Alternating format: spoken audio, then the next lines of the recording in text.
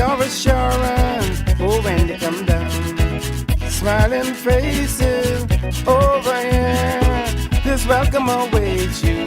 Oh, when they get here, you hear them. Oh no, we didn't know, say someone sweet like this. Oh no, we didn't know, like someone sweet like that. Oh no, we didn't know, say someone sweet like this. Oh no, we didn't know, like someone sweet like that. Jumbo is made up with his mainline and keys, and still all these, there's no place like these. Southeast winds are blowing down Elizabeth Harbor. Oh, let-me-do, the-ling-a-ling. Oh no, we didn't know, say someone sweet like this. Oh no, we didn't know, like someone sweet like that. Oh no, we didn't know, say someone sweet like this. Oh no, we didn't know, like someone sweet like that. It's always made up this mainland and keys, and still all these, there's no place like these. Southeast winds are blowing down Elizabeth Harbor. Oh, let-me-do, the ling-a-ling. You hear them? Oh no, we didn't know, say someone sweet like this. Oh no, we didn't know, like someone sweet like that. Oh no, we didn't know, say someone sweet like this. Oh no, we didn't know, like someone sweet like that. Inviting you down to my hometown. Sure.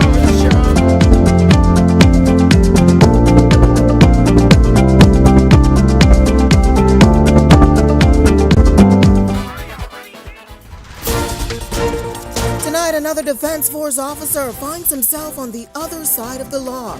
We've got the details coming up. Also, the country recording another murder following a stabbing incident. And later, more people appear in court for false documents. We've got the latest tonight. Eyewitness News starts now. Good evening, everyone. I'm Janaea Nawal. Thanks so much for joining us. A Defense Force officer who vanished nearly a year ago now resurfacing in U.S. custody. He's one of 3 Bahamians arrested in a major drug and weapons bust. Our Linton Ritchie Jr. has the details tonight. A Royal Bahamas Defense Force Marine and 2 other Bahamian men behind bars in a U.S. jail, as authorities say. They nabbed the men who allegedly had in their possession 9 firearms, 15,000 rounds of ammunition, and marijuana. 2 of the recovered firearms, we're told, were previously reported as stolen. In a statement, RBDF officials revealed that the officer in question, unofficially identified as Ray Strawn, had not reported for duty in more than 8 months after calling in sick. This particular individual was absent without leave since August of 2025. Despite sustained efforts in trying to locate him, he remained unaccounted for until his recent apprehension. Also arrested were Marvin Christopher Clark and Trevor Brown, their mugshots all appearing on the City of Broward County website. Meantime, a post published on Facebook by the U.S. Customs Border and Protection also confirming the arrest of the men, noting it was under the supervision of U.S. Border Patrol Miami sector agents. An image attached shows a table filled with firearms and bags of ammunition. Eyewitness News understands the men were reportedly caught in an attempt to allegedly smuggle drugs to the Bahamas via boat. It remains unclear exactly where they were apprehended. RBDF officials emphasizing that they have launched an internal investigation and is moving ahead swiftly with consequences for Strawn. Commodore Floyd P. Moxie has continued to reiterate that persons who find themselves in situations like these will be held accountable and actions will be dealt with swiftly. His papers as a discharge certificate has already been processed, and you will see within the next 1 or 2 days he will no longer be a member of the Royal Bahamas Defense Force. Attempts to reach Minister of National Security Wayne Munro on the incident remained unsuccessful up to news time. Linton Ritchie Jr., Eyewitness News. Meantime, a man is dead tonight after being stabbed in the neck in the Moore Avenue area. Police say shortly after 5 a.m., officers were alerted after the injured man reportedly ran into a yard on Homestead Street seeking help. Investigators say he suffered a severe neck wound and was reportedly knocking on several doors before collapsing. Emergency medical services responding but pronouncing him dead at the scene. Police believe the victim was on Moore Avenue with a man and woman known to him when he was stabbed on the right side of his neck. He then fled running south along Miami Street and onto Homestead Street, where he reportedly collapsed. Investigations are ongoing tonight. Bus drivers being warned that they could face legal consequences if they move ahead with a planned fare increase without government approval. Transport and Energy Minister JoBeth Colby Davis says operators do not have the authority to raise their prices by 50 cents on their own, but union executives are pushing back tonight, insisting they will not wait on government action. They accuse the Davis administration of dragging their feet on relief measures, pointing to the rising diesel costs and financial pressure on their pockets. There is a process, and it was not approved by cabinet. There was not even a request that came to the ministry, and so there are particular sectors that we are looking at to provide the assistance, but that would have to be through cabinet endorsement. The law speaks to what happens if they increase without approvals. Series of immigration matters being heard in the magistrate's court this week, resulting in dozens of convictions and deportation orders. Today, some 20 Haitian nationals appearing before Assistant Chief Magistrate Cara Turnquest-Deveau in court number 2. 16 were convicted of overstaying, 4 convicted of illegal landing, all defendants pleading guilty. On April 22nd, 13 Haitian nationals, along with 1 Colombian woman and a Jamaican man, appearing before Senior Magistrate Algernon Allen Jr. They were also convicted of overstaying and illegal landing. Then on April 21st, 18 Haitian nationals appeared before Chief Magistrate Ansela Evans in court number 9. They were 2 charged of similar immigration offenses. In each case, the court imposing fines ranging from $300 to $3,000, along with prison sentences between 1 month and 1 year at the Bahamas Department of Correctional Services. Upon completion of their fines or sentences, all individuals will be ordered handed over to the Department of Immigration for deportation. Meantime, the deportation and removal units carried out orders for some 58 foreign nationals, that group including 55 Haitians, 2 Jamaicans, and 1 Peruvian national.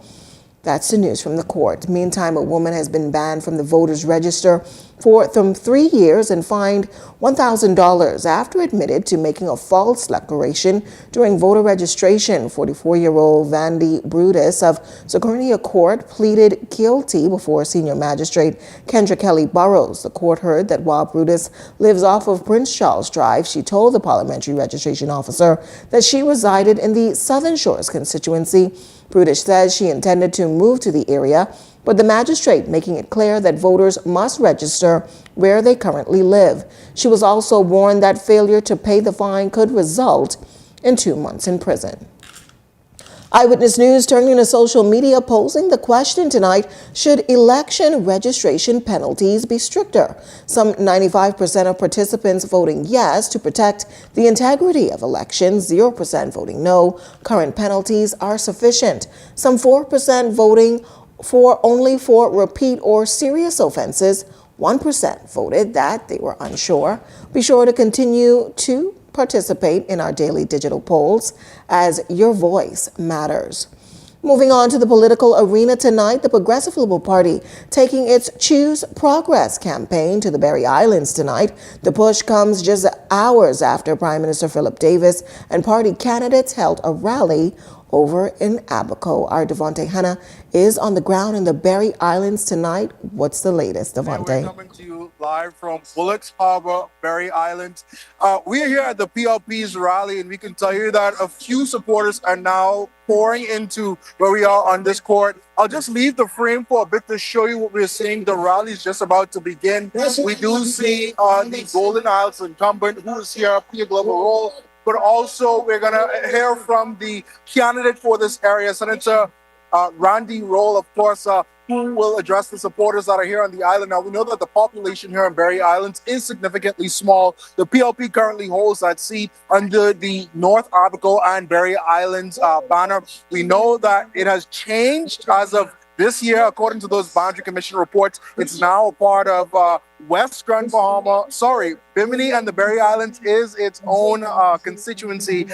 Pardon my mistake there. But of course, we expect that tonight will be filled with energy and it will be jam-packed. Of course, we know that there's not much people here at this moment, but we can tell you that the Prime Minister is on the ground, as well as Deputy Prime Minister and other government officials who will join them this evening. The rally here tonight is going to be seemingly very small one. It's going to be a very quick one. It is an hour behind. It was set to begin at about 6 o'clock. We know that it's about 7, and we just see the MC took the stage for the first time. But again, just to give you another look, we can now see those supporters now start to pour in, and we see people of all ages that are here on the ground in Bimini. Some of them even traveling from New Providence and other parts of the country are here in the Berry Islands. So for right now, we're going to stay here on the ground, but we do invite all of our audience members to stay tuned to our social media pages, where we will continue to provide updates from this rally. It seems as if this rally is not going to be live streamed either, and so we do encourage all of those who are at home in Nassau or wherever they may be in the Bahamas or around the world to follow Eyewitness News for all of the latest updates as it relates to this rally. So from Bullocks Harbor,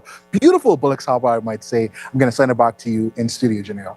Thanks so much, our Devontae Hanna on the campaign trail tonight. Meantime, the Free National Movement, they're responding to social media polls suggesting low turnout at its Mangrove Key rally last night. Party supporters pushing back, saying the images do not fully reflect attendance. They're pointing to the area's small population and limited access by ferry as factors that impacted the crowd size. The North Andros FNM candidate Janice Oliver says a larger crowd is expected at tonight's rally.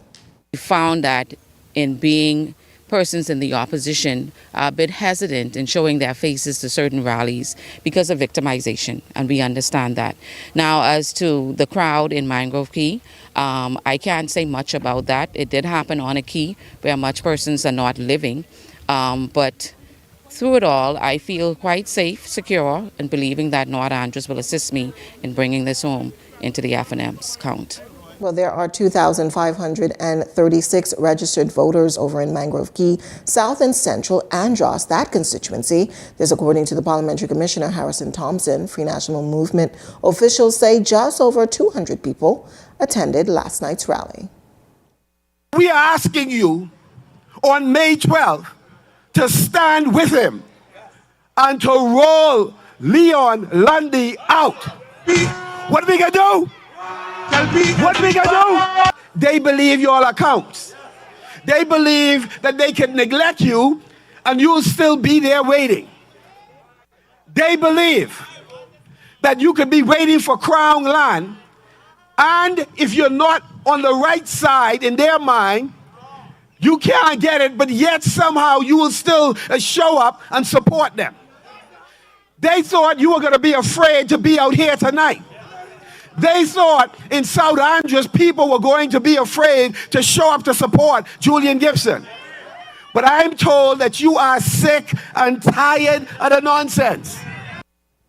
Well, after last night's rally in Mangrove Key, the Free National Movement continues to push in Andros tonight. Our Danielle Dean is live in Central Andros. Danielle, what's the scene there and also the turnout so far?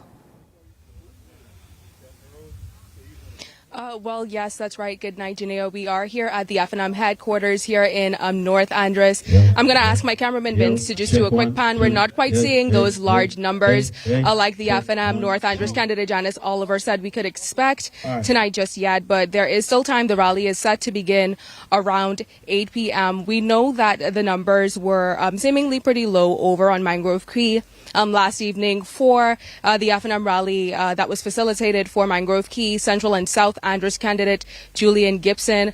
We also saw Deputy Leader Shannon Don Cartwright speak at that rally, and of course Leader of the Opposition Michael Pintard, who touched on issues like water access for residents. Some residents saying that they're not able to access water past 10 p.m. most nights, as well as issues procuring Crown land for a lot of Androsians. We are expected to hear from the Leader of the Opposition, Michael Pintard, again tonight alongside Carlton Bowleg, the FNM candidate for Bimini and the Berry Islands. We're expecting to hear from Tall Pines FNM candidate Serfant Roll. We're also expecting to hear from Dr. Nicholas Fox, the Fox Hill candidate for the FNM, and of course Janice Oliver, the North Andros candidate, who is now making her way to the headquarters after finishing up motorcade. But I'm going to ask Vince to just pan again, just so you can get a clearer picture of what the site looks like right now. We know that issues like educational reform here on the island are expected to be addressed by Oliver herself. And with Oliver also being a registered nurse, we know that she's passionate about, what the healthcare system looks like here in the country, but more specifically here in Andros, where she has detailed in past months that there have been some significant challenges. But what we can say about the constituency is that following the Boundaries Commission report earlier this year in January, it was split away from the Berry Islands. The Berry Islands was joined up with Bimini to create one constituency. And now, for the first time, North Andros stands alone. So that's going to be a very interesting factor leading up to the May 12th general election. We know that we are expecting to have 2,417 registered voters, or there are 2,417 registered voters, according to the Parliamentary Registration Department. We are just waiting on Ms. Oliver to actually come on the site so that we can hear what she has to say tonight to the supporters that are expected to come. But she is contesting the seat alongside incumbent Leonardo Lightbourne and, of course, the Coalition of Independents, Indira Lang. But we know that there are expected to also be some performances by Bahamian artists KB and Wendy. So there's expected to be some balance here tonight. We definitely want you to stay tuned to our social media accounts as well as some later newscasts to find out what's going to be going on here tonight. But for right now, reporting live from North Andros, I'm Danielle Dane, sending it back to you at the desk, Janea. Thanks so much. Our Danielle Dean reporting tonight also in Central Andros. The FNM's candidate, Julian Gibson, they're expected to garner some support tonight. Well, the Progressive Liberal Party turned out in Abaco last night with Prime Minister Philip Davis reaffirming his administration's commitment to tackling immigration. The issue continues to dominate the campaign trail, particularly in Abaco, where residents have been calling for stronger enforcement. Our Laurencia Smith has the details.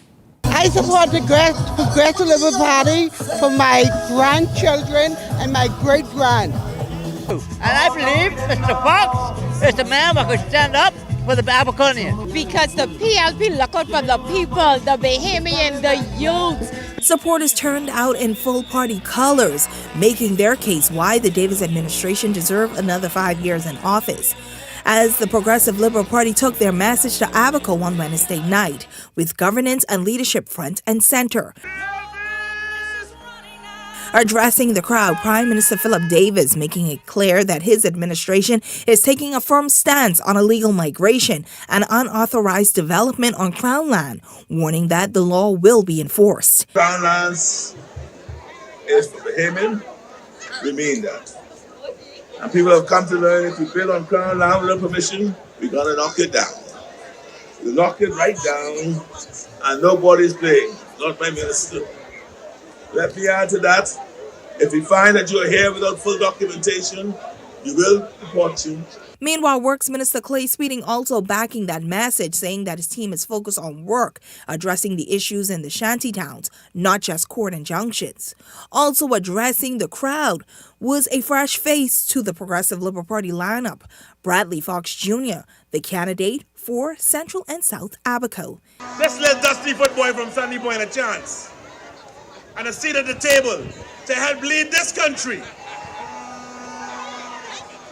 Across our family islands, we have seen focused leadership.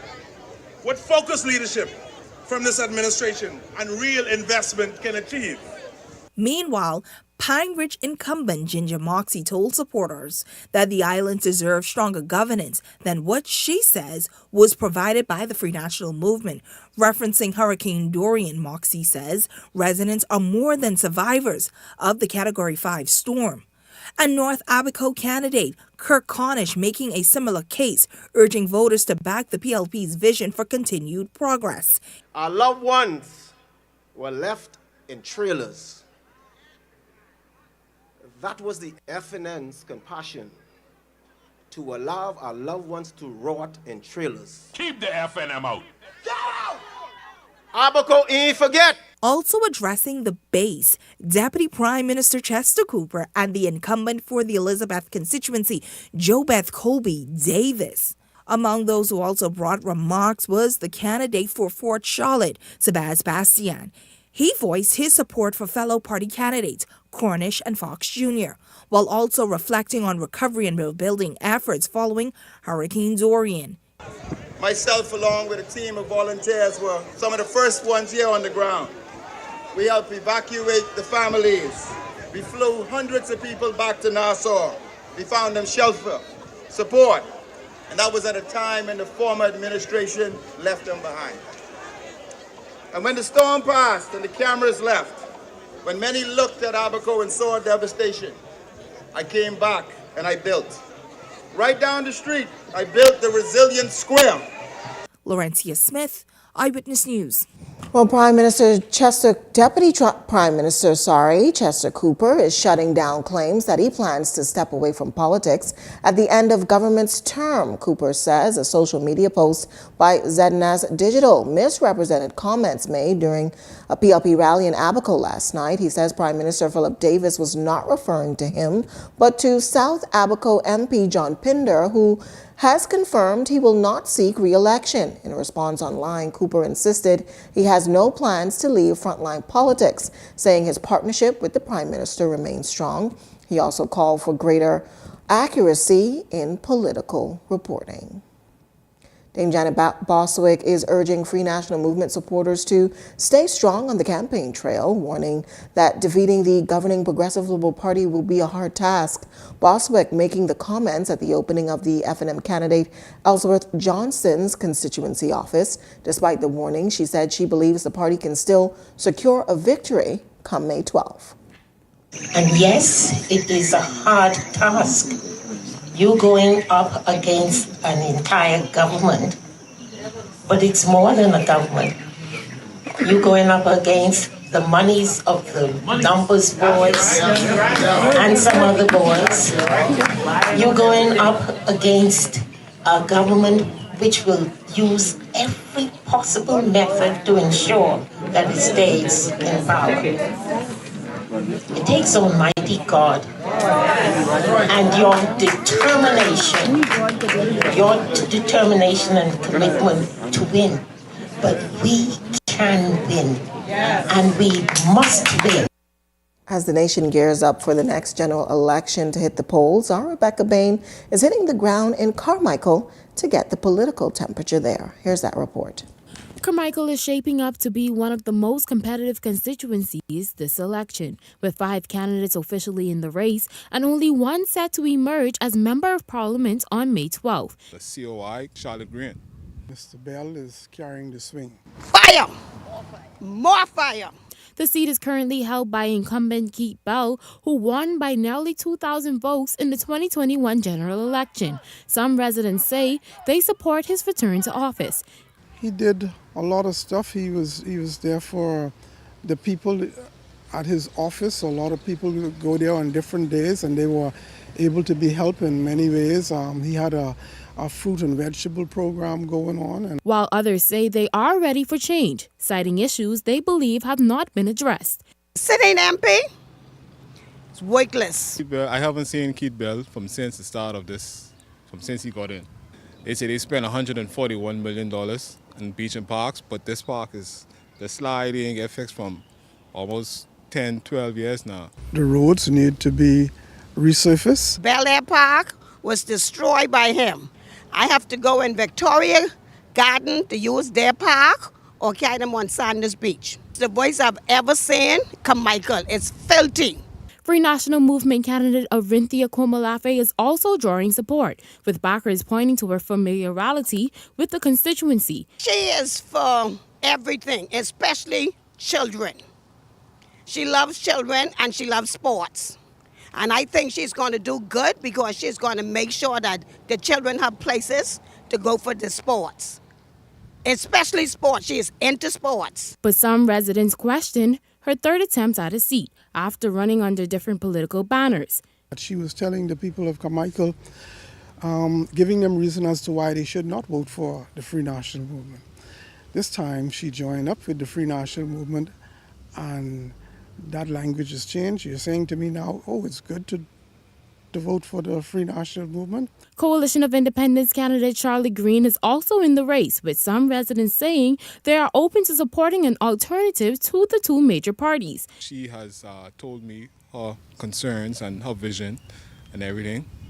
And everything makes sense to me, so she'll be the one who I'll be voting for. And Historically, Carmichael has shifted between the PLP and F&M without delivering consecutive wins to either party. Two independent candidates, Simeon Mackey and O'Brien Knowles, have also entered the race, though some residents say they may face an uphill battle. Those two independents, I pray God they get their deposit back. With less than 3 weeks until Election Day, voters will decide which of the 5 candidates will represent them in Parliament. Rebecca Bain, Eyewitness News. We've added another access point to make sure that you're up to date with the latest news. Follow the Eyewitness News WhatsApp channel. Scan that QR code on your screen or visit our social media pages for a direct link. While you're there, don't forget to follow Eyewitness News on Instagram and Facebook.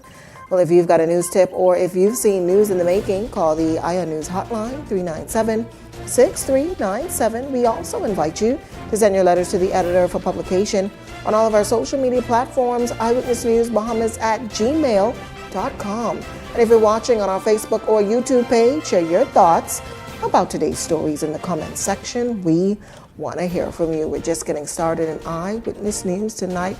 But when we come back, it's a look at small businesses and the struggles they face. We've got that story coming up.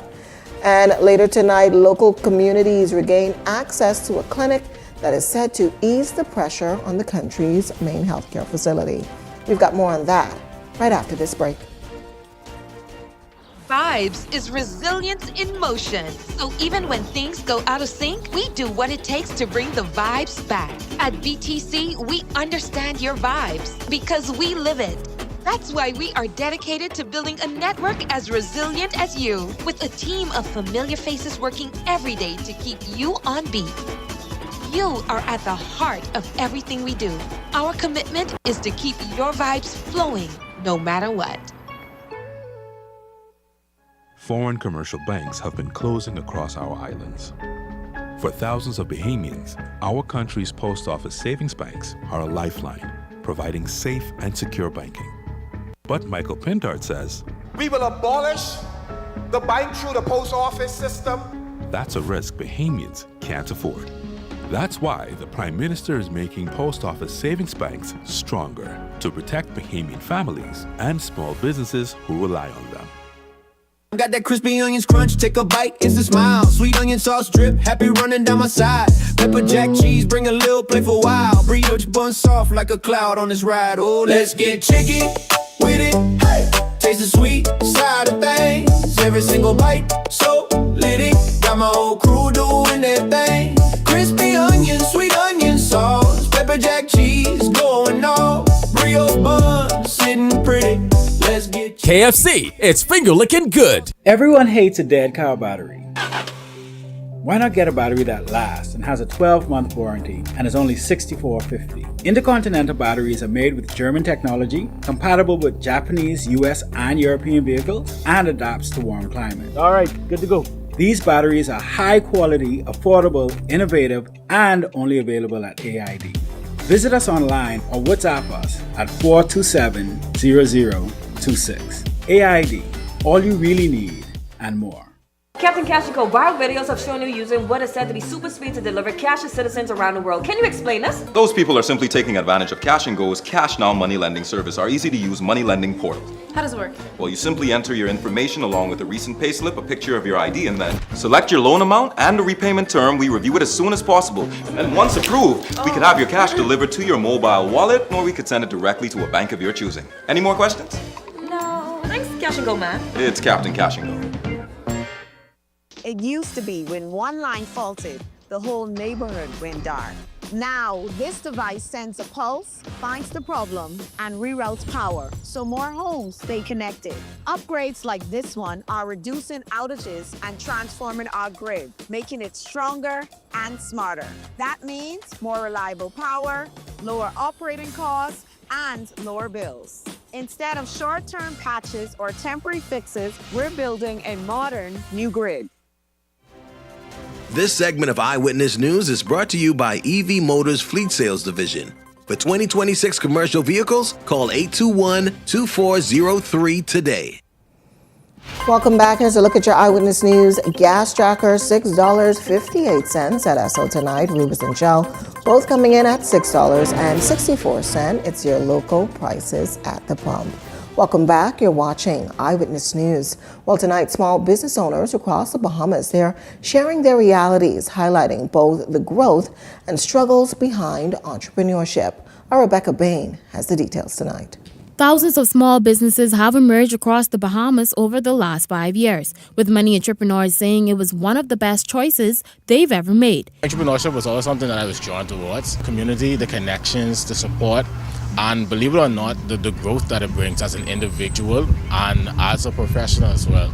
But behind that growth is a different reality. Business owners say day-to-day pressures continue to test their ability to stay afloat. It's visibility, traction, and awareness. I think because the mall is so tucked away off the main Carmichael Road area, it's a bit of a challenge getting persons to come in. Some even admit that the very reason they started their business, financial freedom, has at times felt out of reach. To open a business is very expensive. You know, you need like a restaurant. The amount of money that you need to open a restaurant properly is very, very high. You know, you're talking about all the appliances in the kitchen, the bar, the furniture, and all that stuff is very, very costly. Now, with the general election approaching, two major parties are now promising access to funding for small businesses if elected. But for many entrepreneurs, they say what's needed goes far beyond financing. If you have well-trained people, it makes it easier. The business will run smoothly, and the customers would be happier, and of course they would spend more money. What we would need is to have an opportunity where you can showcase your business in one collective platform. Persons can go on and see whatever they want to see, whatever that business is offering, and they can go on one site and just shop for whatever they want under one umbrella. But some have managed to thrive without government assistance. Have a plan, put a plan together and work towards it. Focus on that plan. Those who do need to go to the government, there's nothing wrong with that. But at the same time, you can't fully depend on the government. You need to have your own plan, strategy, and be focused and dedicated. You have to do things for yourself. You have to have that initiative, that passion, that understanding of the business that you want to get into and go forward. Despite the challenges of entrepreneurship, many say the choice to start was worth it. Start off selling just bath and body, and we evolved and grew, and now we are at a storefront. For me, God has opened so many doors. Rebecca Bain, Eyewitness News. Well, former Andros fish fry stall owners are still grappling with the possibility of never seeing their businesses restored after the January fire that ravaged more than 5 restaurants, the areas where those stalls once stood. 3 months later, there's still no life of progress toward rebuilding. Ednal Hanna, a former restaurant and conch stand owner on the fish fry who now helps to run his mother's restaurant, says he's taken a hard hit. Out there is more business for the tourists and local people. We still have business here too, but out there we have more tourists, more business, more people in the community. But it's been probably about 2 to 3 months since the fire out there. But they giving us little issue with rebuilding back and all of that. So I hope they get that sorted out soon so we can really start back out there. They were saying they were waiting on some type of report and all that, but I already get the plans and certain documents to really take in. But I guess when they get the report sorted out, they'll probably give us the okay to rebuild back.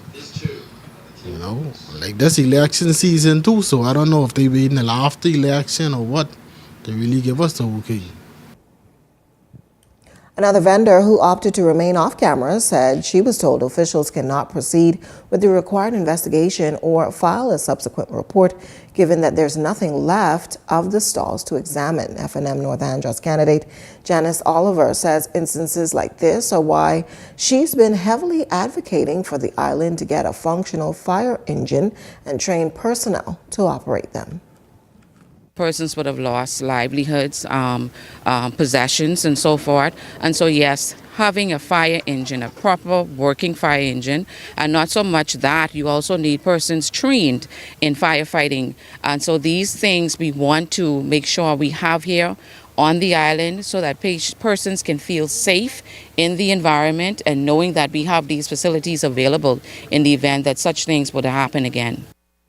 Preparations are now underway ahead of the wildfire season in Abaco. You may recall that nearly every island was impacted by brush fires last year. It raised some serious concern about fire readiness across the country. Abaco Island Administrator Kenwood Cartwright says efforts are already in motion to ensure the island is better prepared to respond quickly and effectively to any outbreaks. Cartwright noting that there are very strong volunteers in fire services, especially in the Marsh Harbor area. Communities are looking at now increasing that to have their own to lessen the burden on the Marsh Harbor volunteer fire team. One of the issues we also face are wildfires at certain times of the year. And one of the more expensive parts of that is creating those fire breaks. So we're always looking for assistance with creating fire breaks to help protect the communities from wildfires. We've done some so far, but there's always some needed. We had a pretty bad wildfire last year. We don't want to get to that point this year. Then, the keys, Abaco is a boating community, and so it's really a beauty within itself. But with each beauty and with each growth comes its challenges. So as they arise, we do our best to come together and work them out.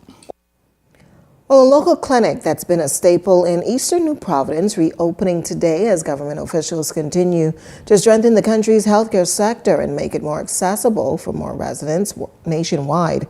Health Minister Dr. Michael Darville asserting that beyond supporting the local community, the clinic will significantly relieve pressure at the Princess Margaret Hospital and its resources. As the population and the commercial activity in this area has grown over the years, it was necessary to change and to improve the system here at Elizabeth. The redevelopment and expansion of this facility was the vision to have the Elizabeth Estate Clinic and for it to become an urgent care facility, and that reality is currently in the making. The project covered a total of 12,300 square feet, including renovation of 7,500 square feet and the expansion of 500 square feet of new construction. The renovations were designed to accommodate more patients, improve patient flow, and provide a higher level of privacy and treatment in areas that are exclusively prone to infectious diseases and also dental health expansion. By strengthening both primary and urgent care services, we are easing the pressure of the Princess Margaret Hospital accident emergency. Well, the clinic sitting at the border of the Yamacraw and Elizabeth constituencies and the area's members of parliament both assert that access to health care is now at their doorstep once again. This approach by the government has been deliberate, as we fundamentally believe that healthcare must not be centralized, but rather easily accessible to our communities and most especially to our senior citizens, or as I call them, my Elizabeth Pearls. And so, as we reopen this clinic, my mind is on some of my precious pearls in Elizabeth, like Miss Betty, Miss Colley, Mr. Jones, Mr. Colebrook, Miss Wild Goose, so many of them, and so many others who will be able to access medical assistance near to their homes. We have sought to embark on causing people not to have to use these facilities for too many reasons, other than to come and get a regular checkup, especially for men. A word for you. We have women often go and get regular checkups. They have relationships with their health professionals, but us as men, we could do a better job. Meantime, the Fox Hill Clinic, now formally named the CCLJ Clinic in honor of recognizing the contributions of nurses Enid Cooper, Brendel Cox, Sybil Curtis, Celeste Lockhart, and Mary Johnson. The Ministry of Health and Fox Hill residents gathering at the clinic to celebrate the historic event and also celebrate the accomplishments of the women who were born, raised, and served at the Fox Hill Community Clinic and the community for decades. Health and Wellness Minister Dr. Michael Darville says the renovation and renaming of the clinic is expected to strengthen medical support in the Eastern District.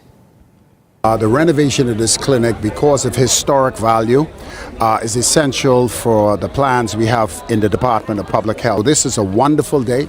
I had the opportunity to completely renovate this facility so that we can provide both pediatric as well as services for our aging population here in the Fox Hill area. Our nurses are well trained. They are now community-based in their approach.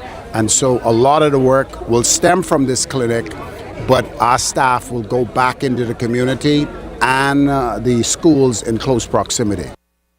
Parliament for Fox Hill Fred Mitchell emphasizing that the medical personnel attached to the clinic will not just be inside the facility, but also on the ground throughout the community, ensuring that the health and well-being of all Bahamians is maintained. As I go around, I understand why healthcare is so important. And the clinic minister has said that they will be engaged more in the community. Of course, they need the resources. And the one ask they have, and I'm going to say it from the public platform, is to get a doctor assigned to the clinic. And then life will be complete. I've spoken to your DPS who says the issue is availability of someone with the skill, but they're looking and they'll do that. There's an antenatal clinic which happens on Wednesdays. So the facilities are here and they're available to the people of Fox Hill on a walk-in basis from Monday to Friday. And so I want to use this opportunity to promote the services. Still to come in Eyewitness News tonight, members of the National Tripartite Council, they reflect on the passing of one of their members. We've got the details, but first a check on tonight's weather forecast.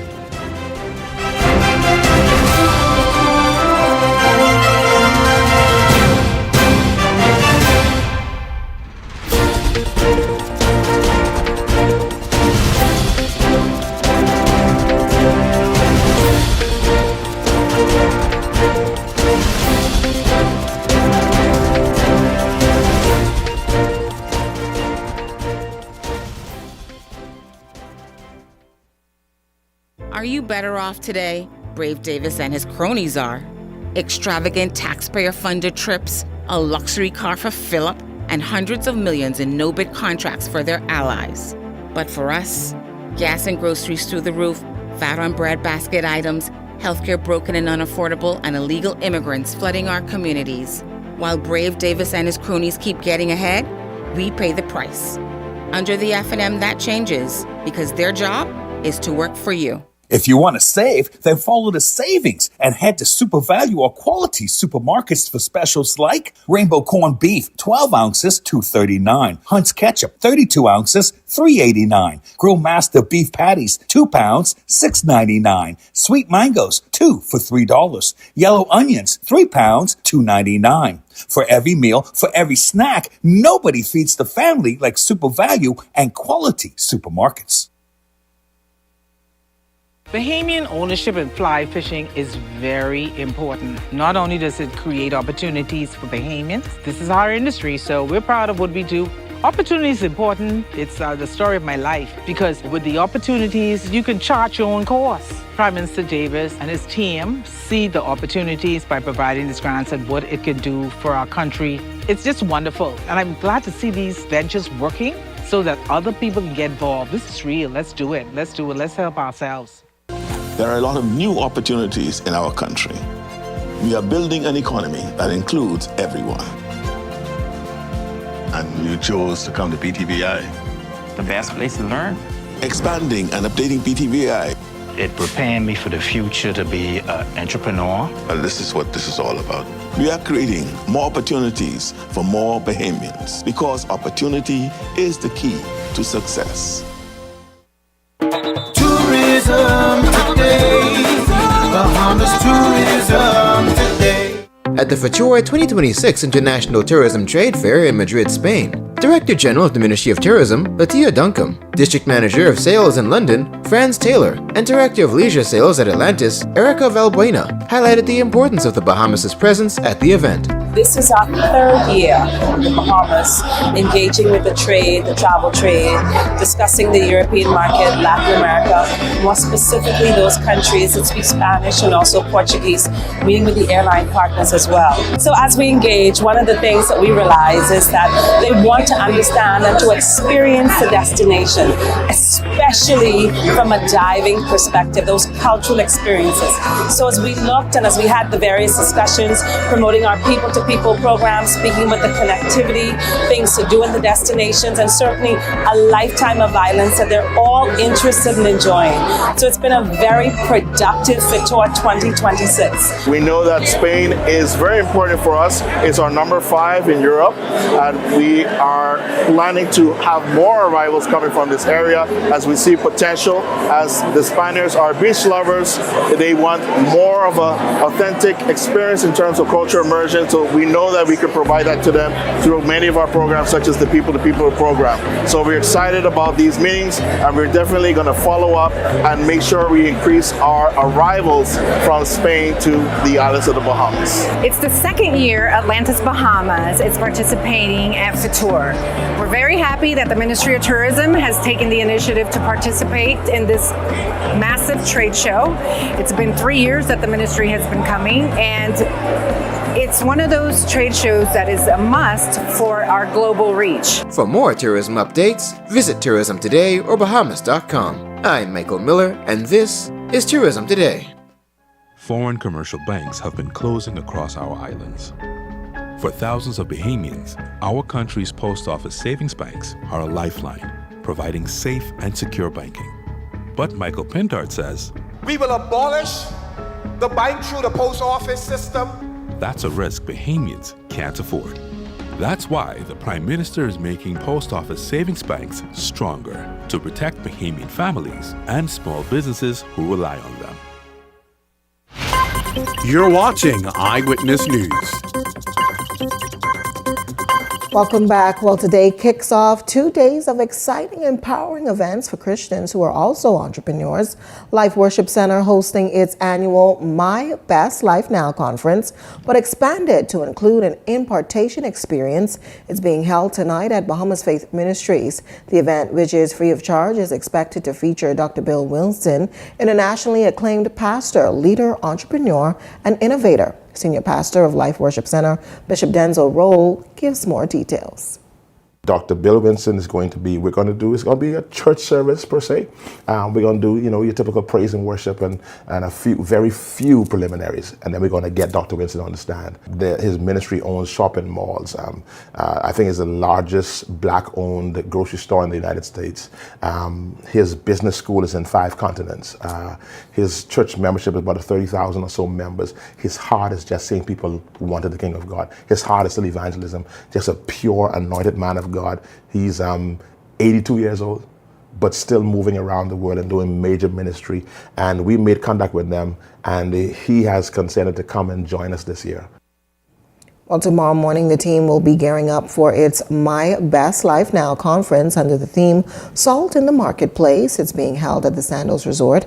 Bishop Roll says that the conference was first birthed back in 2017, but did not materialize until years later. He says it's hoped that it will marry kingdom principles with business practices for more effective businesses. And Dr. Winston is going to be one of our presenters, along with a whole host of amazing Bahamian and international entrepreneurs, kingdom-minded entrepreneurs. There's going to be a pastor's panel to talk about how do we merge this, because for so many people, it's the church me and then the next me. So I'm a businessman and I go to church. But to see that these are one and the same. And so the theme is actually salt in the marketplace, where Jesus says you are the salt of the earth. So a part of our mandate is to fuse these aspects of us together. And that's where this whole idea of being integrity, that should be all one. There should be a homogeneous mixture when it comes to the believer, that we're at all points the same. Meantime, labor advocate and business leader Peter Gowdy has passed away. Many are sending condolences, including Minister of Labor and Public Service Pio Glover-Roll, describing him as a strong advocate for the private sector and a respected voice in labor relations. He played an intricate role in the National Tripartite Council, which was remembered by Chairman Sharon Martin. She says the man leaves behind shoes that are simply too big to fill. Peter will be greatly missed. He is one of those persons who would come to a meeting and he would come prepared. That I'm definitely going to miss. I could bounce things off of him because, I know that he had the knowledge base. And Peter is and has been a member and a founding member of that organization. He was a member of the NTC and, like I said, so many others. Close friends Kevin Cartwright and Dr. Anthony Hamilton also reflecting on memories with the man they described to be one filled with love and pride. And we shared a lot of conversations about seeing the Bahamas progress into a place where persons with disabilities will live a better quality of life, would have access to employment and better education, and all of those basic necessities that would help to enhance and ameliorate the standard of living. He would always make us very conscious of the economic contribution for the labor force by way of persons with disabilities. He always made remarks with regard to their discipline and their stickability, particularly for persons with hard of hearing, that they would not be conversating during the course of work hours, so they were very high performers in that regard, so they were not distracted but focused. And they also valued the opportunity to be employed, because very important to persons with disabilities is their independence. And the Commission has that mandate to ensure that we empower them in every aspect. Still to come in Eyewitness News tonight, our Laurencia Smith has your latest check on sports right after this break. At BOB, we take pride in our business banking. I chose Bank of the Bahamas because it was a Bahamian-owned bank. The bank has certainly supported our evolution through overdraft facilities, purchasing of equipment, facilitating of salary payments, and I really believe that Bank of the Bahamas is able to help in the development of the local economy. I would truly recommend the services at Bank of the Bahamas. It used to be when one line faulted, the whole neighborhood went dark. Now, this device sends a pulse, finds the problem, and reroutes power, so more homes stay connected. Upgrades like this one are reducing outages and transforming our grid, making it stronger and smarter. That means more reliable power, lower operating costs, and lower bills. Instead of short-term patches or temporary fixes, we're building a modern new grid. When bold flavor meets crispy perfection, something deliciously unexpected happens. Say hello to Wendy's new Italian chicken sandwich. Juicy chicken topped with Italian seasoned tomatoes, melty mozzarella, and a zesty mayo spread that'll have you saying, Bellissimo! It's the chicken you crave with a zesty twist you didn't see coming. Always imitated, never duplicated. Gotta be Wendy's. Welcome back to another episode of The Movement, your energy and transport briefing. Today, I'm stepping into the shoes of a crossing guard. Let's see how it goes. Hey, stop the car. Put the window down. Listen, there's two stop signs through this corner. One at the end of the corner, and this. You gotta respect both. You hear me, sir? Let's go, keep rolling, don't let it happen again. Every day, crossing guards are up and on duty way before you even get up to start your day. And today, I'm gonna spend the day with them, rested and double vested, to see what it takes to keep our kids and our streets safe. Let it go. I've been doing this now for about 6 months now, and what made me want to become a crossing patrol officer is the love for the children, to protect the children, the safety of the children. I've noticed that everybody is always in the heat and rush, and they don't have the full understanding of what is the importance of us doing this job. The importance of us doing this job is for the safety of our children. Good. That's your $5. You need that? I have kids of my own, and they're very grown, so to come back out here and help these children along the way and be a mentor To be somebody that inspires the children is very, very rewarding for me. As a crossing patrol officer, one of the most important things that you need to know, and that is paramount, is that our kids come first. And the ultimate goal, once again, is the safety of our kids in crossing our streets. Early in the morning, you have high traffic. We gotta go. Let's go. We gotta go. We gotta go. We gotta go. The most difficult part is being able to create a gap within the traffic so that we can safely navigate our kids across the streets. Driver, please stop your car. You're trying to see the kids cross from there and far.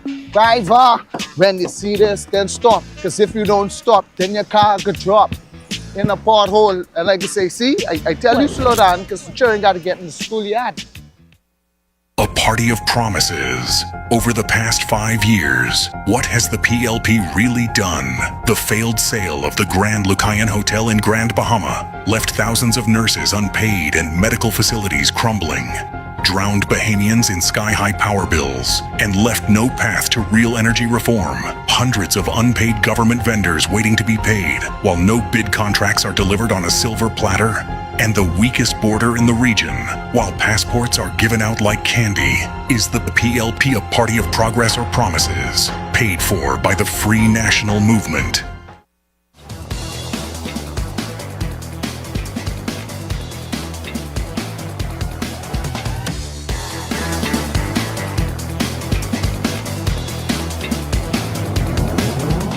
Eyewitness Sports is brought to you by 103.5 The Beat.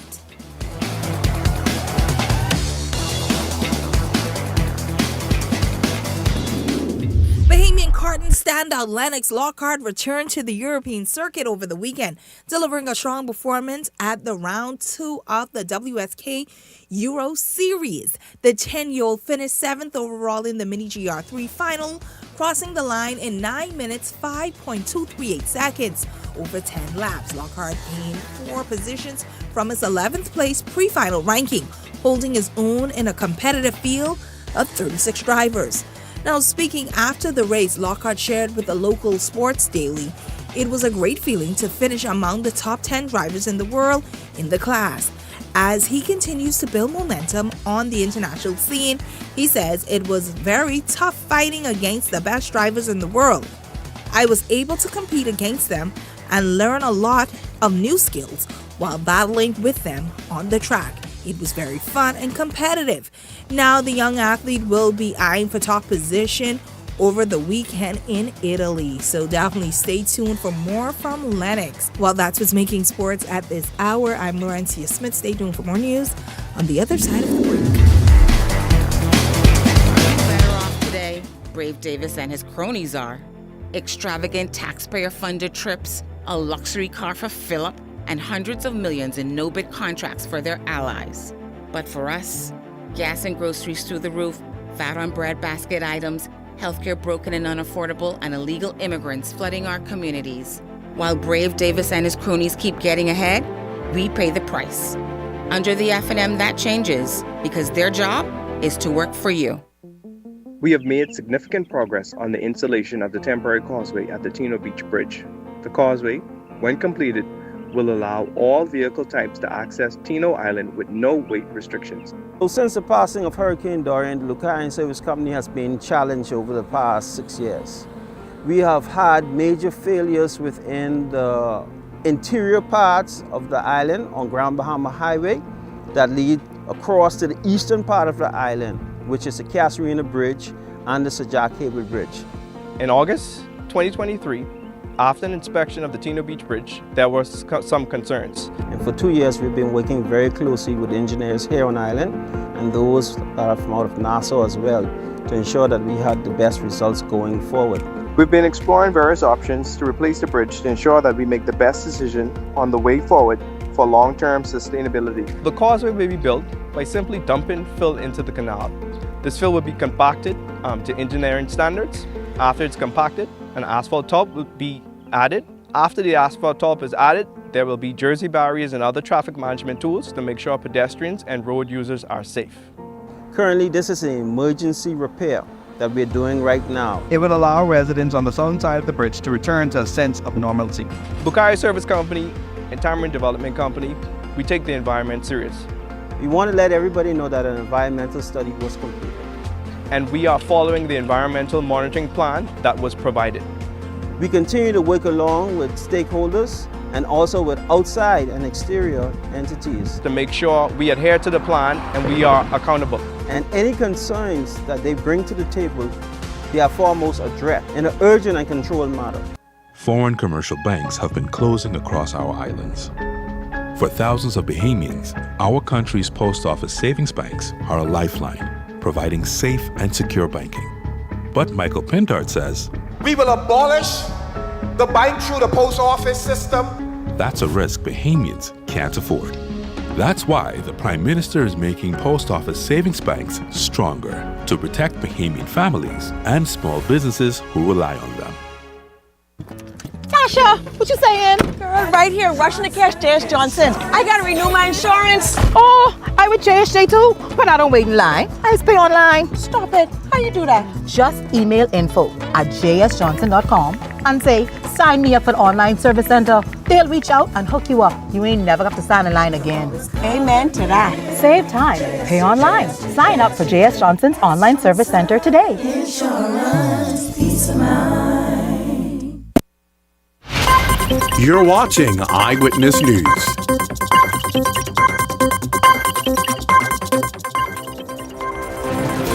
Well, coming up tonight and Beyond the Headlines with Shanique Miller, we're back at those rallies taking place in North Andros and also in the Berry Islands. We have an update. She also has Temperature Check tonight, a show you don't want to miss. That does it for us here at Eyewitness News. It's certainly been a pleasure having you in our company tonight. On behalf of the entire news team, I'm Janae Nawal saying good night and be safe, everyone. It used to be when one line faulted, the whole neighborhood went dark. Now, this device sends a pulse, finds the problem, and reroutes power so more homes stay connected. Upgrades like this one are reducing outages and transforming our grid, making it stronger and smarter. That means more reliable power, lower operating costs, and lower bills. Instead of short-term patches or temporary fixes, we're building a modern new grid. Wealth should not only belong to a select few.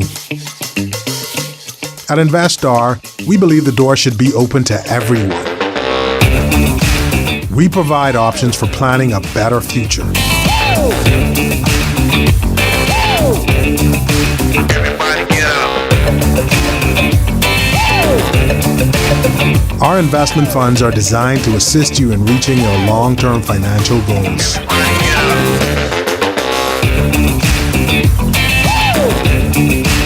Let us show you how.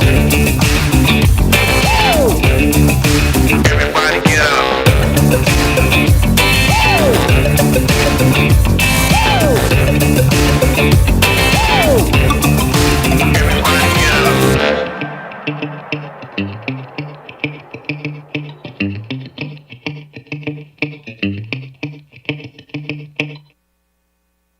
Welcome to Paradise Premium Foods, where exceptional taste meets everyday convenience. Right in the heart of Hurricane Hole Plaza, whether you're planning a beachside brunch, an intimate dinner, or simply restocking your favorites, we offer only the finest selection of local and imported goods, handpicked for quality, freshness, and flavor. At Paradise Premium Foods, shopping is effortless, service is personal, and every visit feels like a treat. From gourmet meals to go, to organic essentials and indulgent treats, this is your neighborhood market elevated. Live well, eat better. Discover Paradise Premium Foods, now open at Hurricane Hole Plaza, Paradise Island. Paradise Premium Foods, taste the difference.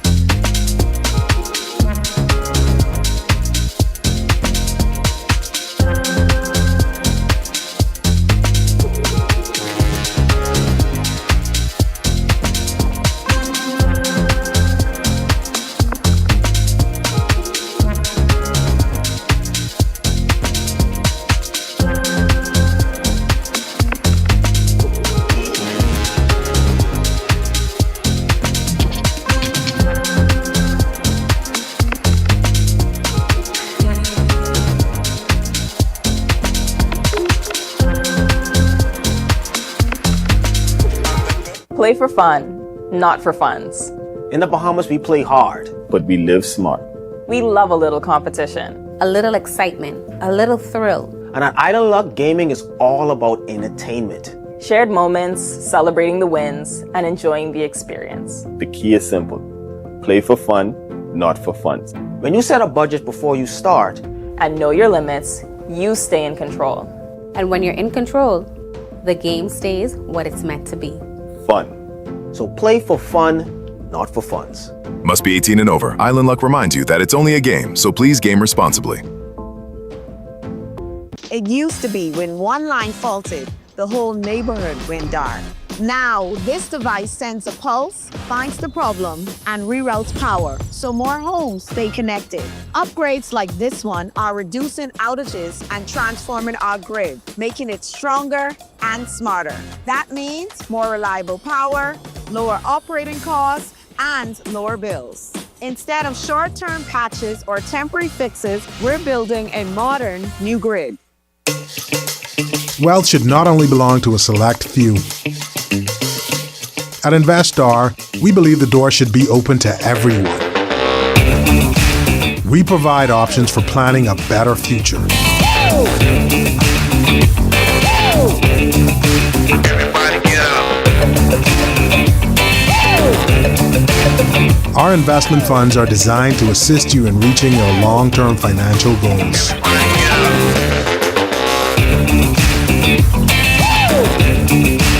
Let us show you how.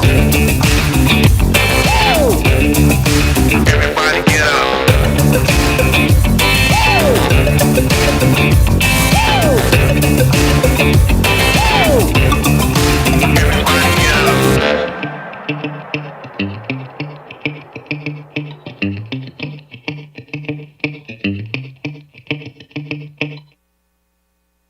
Welcome to Paradise Premium Foods, where exceptional taste meets everyday convenience. Right in the heart of Hurricane Hole Plaza, whether you're planning a beachside brunch, an intimate dinner, or simply restocking your favorites, we offer only the finest selection of local and imported goods, handpicked for quality, freshness, and flavor. At Paradise Premium Foods, shopping is effortless, service is personal, and every visit feels like a treat. The thoughts, views, and comments expressed by the hosts, guests, and callers on Beyond the Headlines are not necessarily those of management, ownership, or production unit of the Verizon Media Group. Beyond the Headlines is a production of ILTV Studios and cannot be reproduced or represented in part or entirety without express written permission of the Verizon Media Group. Beyond the Headlines is the intellectual property of the Verizon Media Group. Copyright 2021.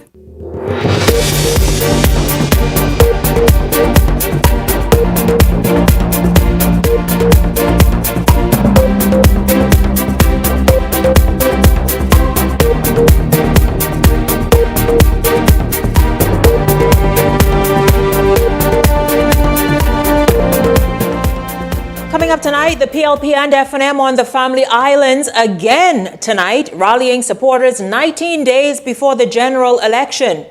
And tonight, it's temperature check. We're live in East Grand Bahama, and here in the capital, we pick up where we left off in Pinewood. It's all straight ahead for you this evening. This is Beyond the Headlines. Good evening. I'm Shanique Miller. It's great to have you along this evening. The governing Progressive Liberal Party taking its Choose Progress campaign to the Berry Islands tonight. Meanwhile, the Free National Movement is in North Andros this evening after rallying in South Andros last evening. Danielle Dean is in North Andros at that rally. Danielle, good evening to you, and please give us an idea of the energy of the just what's happening there in North Andros.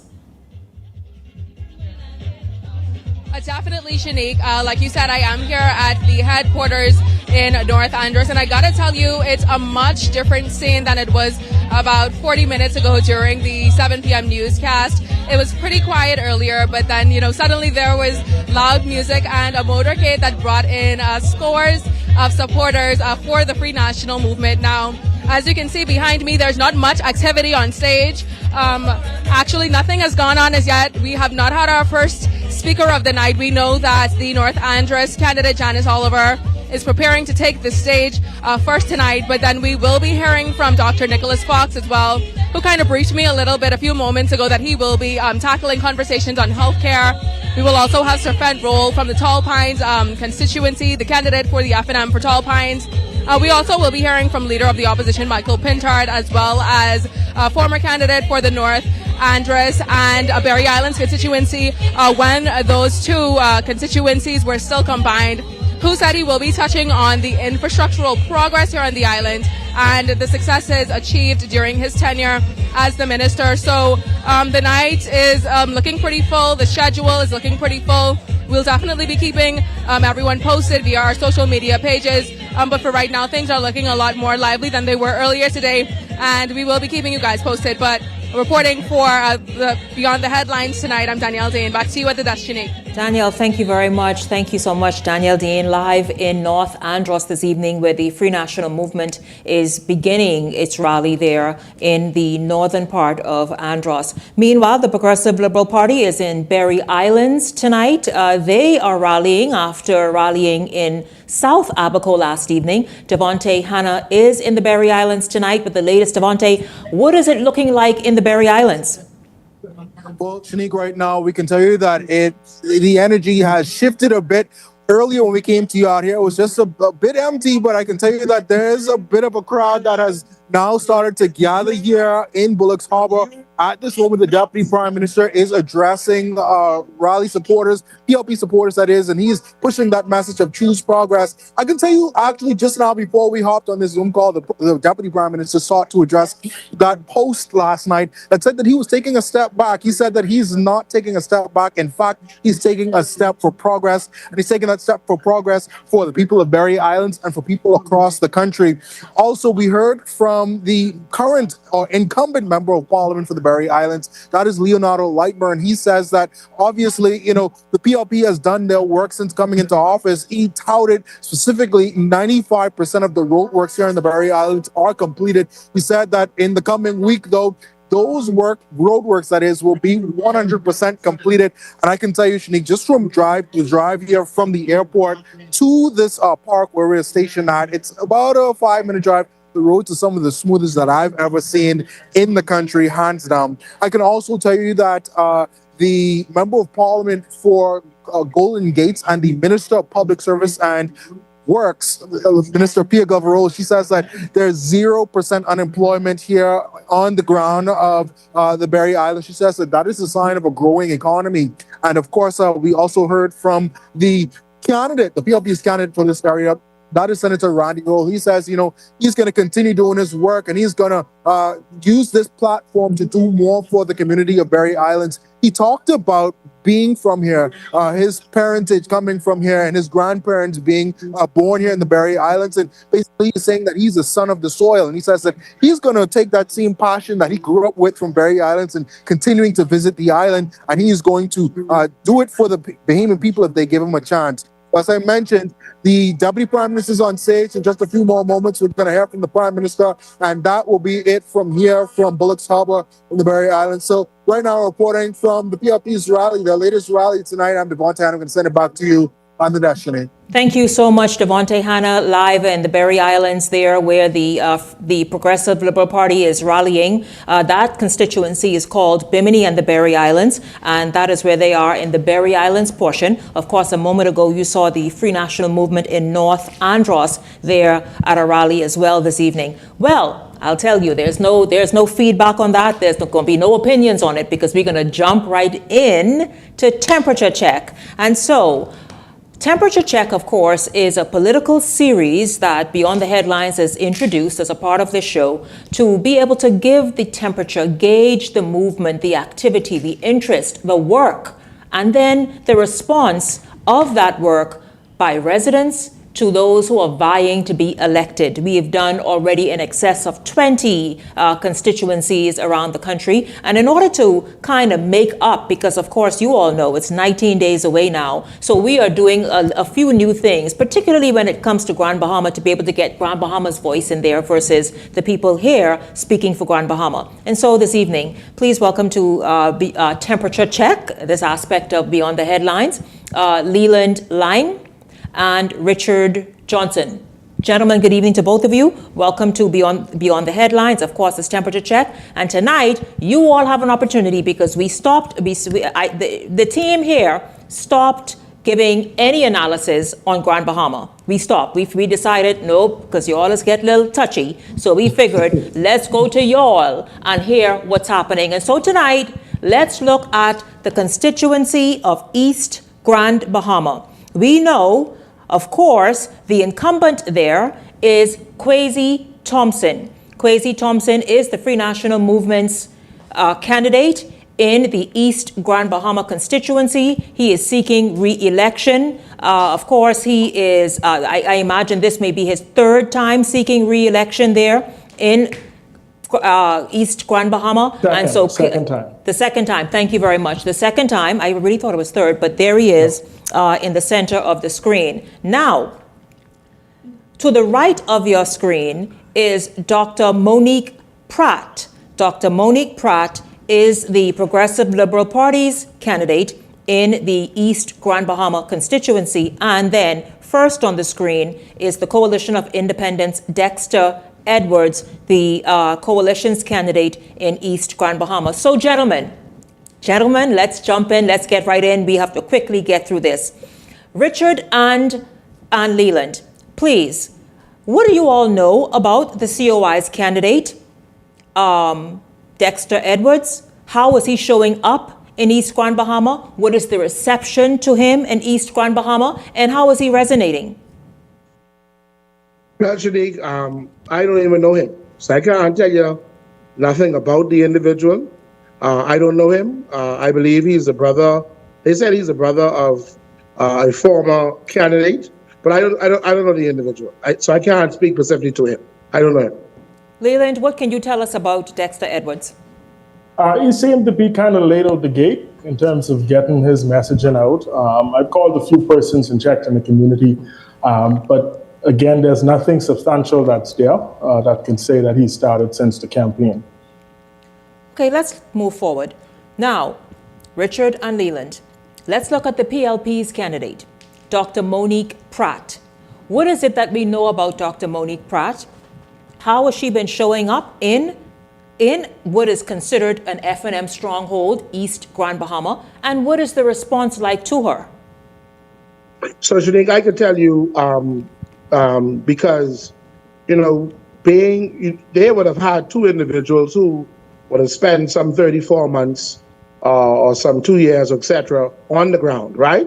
That would have been Senator Turner, and that would have been Eddie Warren, the second, who was actually in Marco City. So you would have had persons who were on the ground prior to the election being called. And so Dr. Monique Pratt came in there, I guess, 6 weeks now or 8 weeks now, thereabouts. And I can tell you, Shanique, it's fascinating to see how well that she had been able to get on the ground. I want to say thank you to Senator Turner and to Mr. Eddie Warren, who I believe have softened the ground for Dr. Monique Pratt, given the fact that they was beating the pavement on behalf of the Progressive Liberal Party. So they did a lot of work on the party's behalf, and so I think she's just moving into that. Obviously, as a known doctor on the island, well known, she's well spoken for. She's family oriented in that constituency. She lives in East Grand Bahama. I'm impressed with her performance thus far, and I believe Kwesi Thompson is going to be sent home this time around. Leland, what can you tell us about Dr. Monique Pratt? She has an uphill battle, like Richard mentioned. Other candidates had spent time in the community, and she's trying to catch up, for lack of a better word.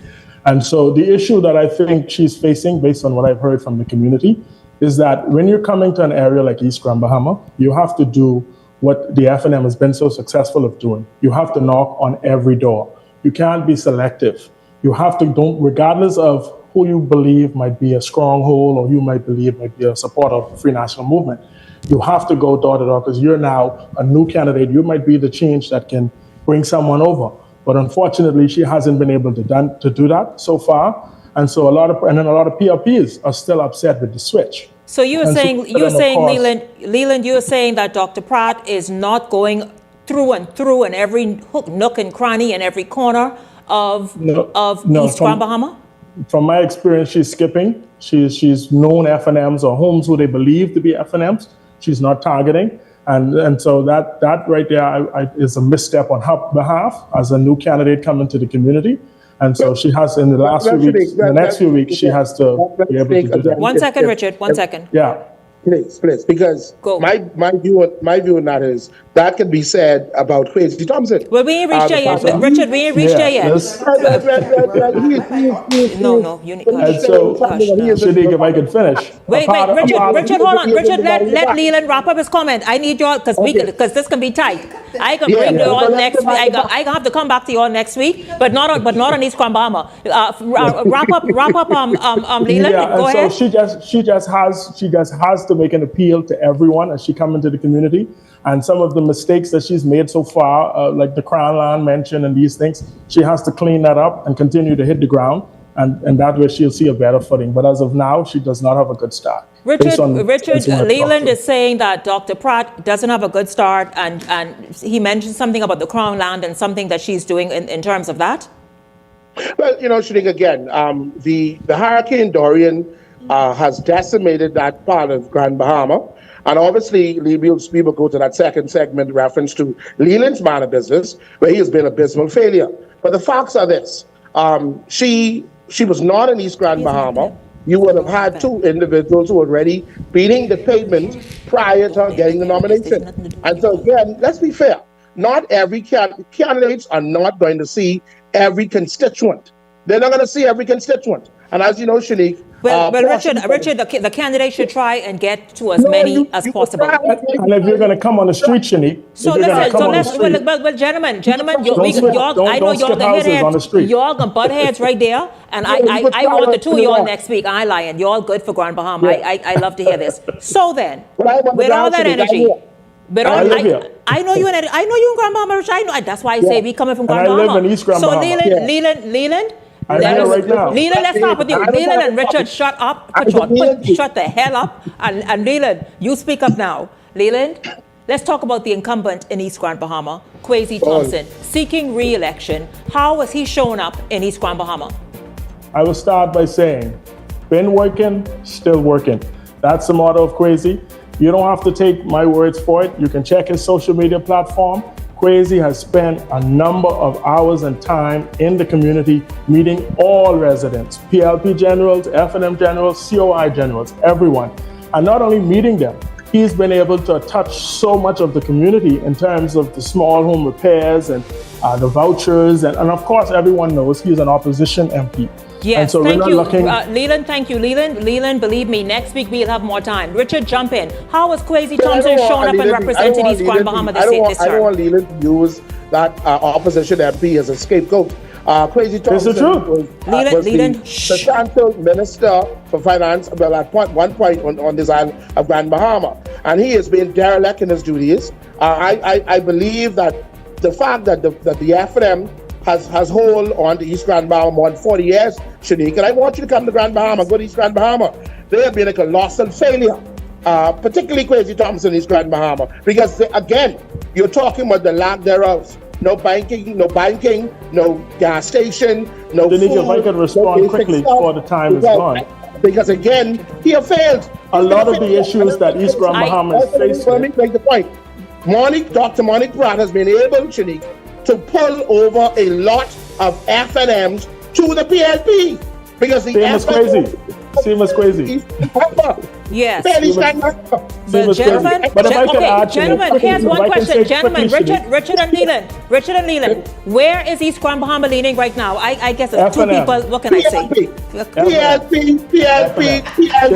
A lot of the issues that East Grand Bahama has started from Gentlemen, you both are incredible. Leland and Richard and Leland, you both are amazing. I want y'all back every night until the election. Tell you the truth.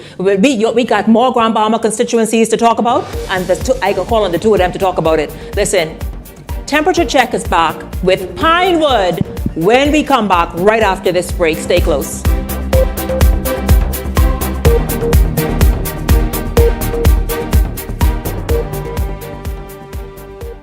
Hey, it's your boy Charlie Bahama here at Superwash, Superwash's newest spokesmodel. And I'm here to tell you about Superwash's large capacity washers and dryers for all your big loads. I know I see that Charlie Banana coming here just now. Uh-oh. Luckily, it's also big enough for me to hide it. I thought he was right over here where these large capacity washer and dryers is. It's big enough now to handle your big loads, you know. Yeah, like you can put on your blanket. Well, just look at us. Somebody forget to turn on the dryer. Oh, stop!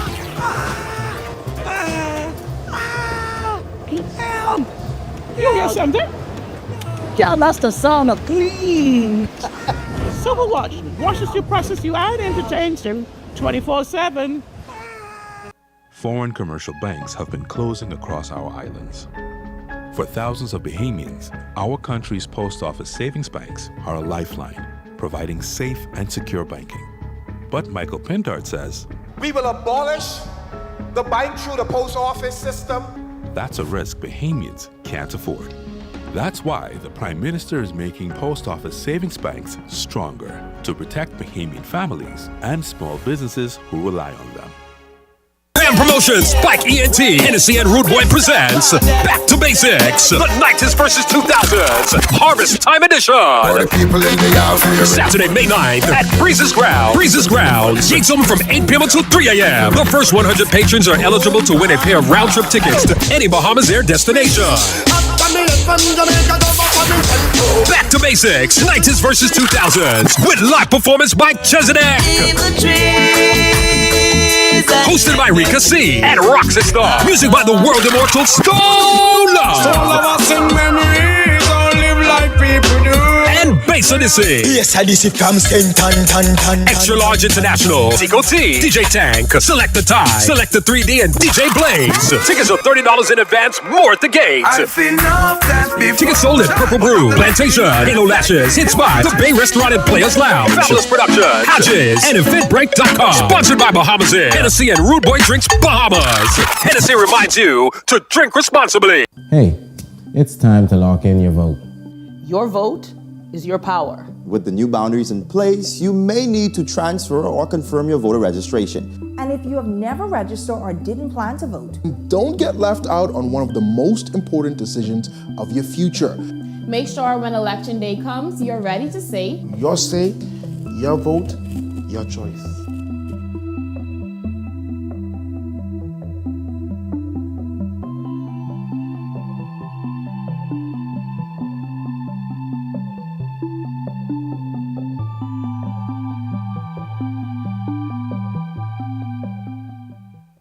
The race to 2026 is heating up, and the nation's voice is louder than ever.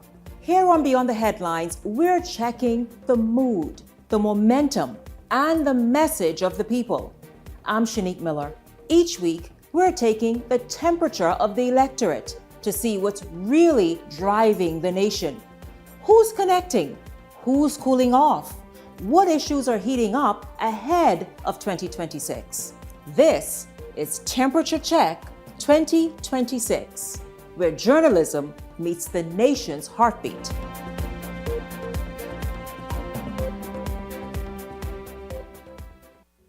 This segment is brought to you by EV Motors Fleet Sales Division. For 2026 commercial vehicles, call 821-2403 today.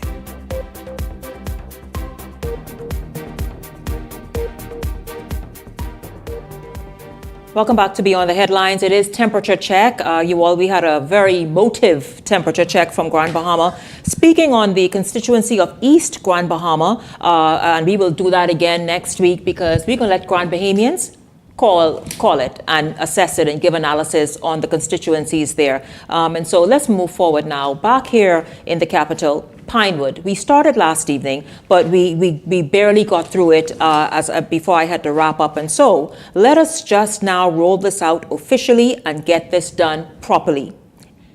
Here are the three candidates in the Pinewood constituency. To your left, from left to right, the incumbent, Miles LaRota.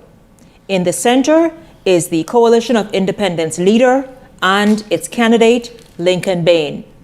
On the right of your screen is the Free National Movement's candidate, Denari Roll. And so, just sort of for order's sake, let us then start with the Free National Movement's candidate in the Pinewood constituency, Denari Roll.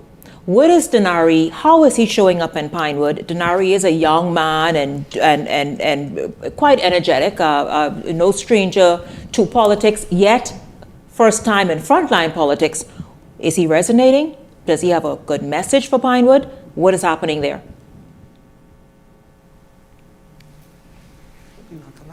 Good evening, Shanique, and good evening, Bahamas. Welcome back to the real temperature check from your crew. I hope I see Richard down there in Grand Bahama. Stop, Gabrielle, stop that. I hope he registered. No, I need you to stop. In the right constituency. No, Gabrielle. Because he voting Golden Axe. Gabrielle, I'm telling you this. I need you to stop because they are also my panel and do not trivialize what Grand Bahama brings. Welcome back. Or who is a part of the panel in Grand Bahama. I just saw him in Golden Axe, so I'm just glad to see him over there in Grand Bahama. So, I just glad to see him now in Grand Bahama. It is one host of the show. Talk about Pinewood. Glad to see him in Grand Bahama. Young Mr. Roll, who is on leave from his government job, water and sewage. She's on leave to be a part of this campaign, 2026. To my knowledge, he has been on the ground for over 2 years, expressing interest in the Pinewood constituency. Now he's the ratified candidate. He has been actively involved with youth movements, the school, visiting school.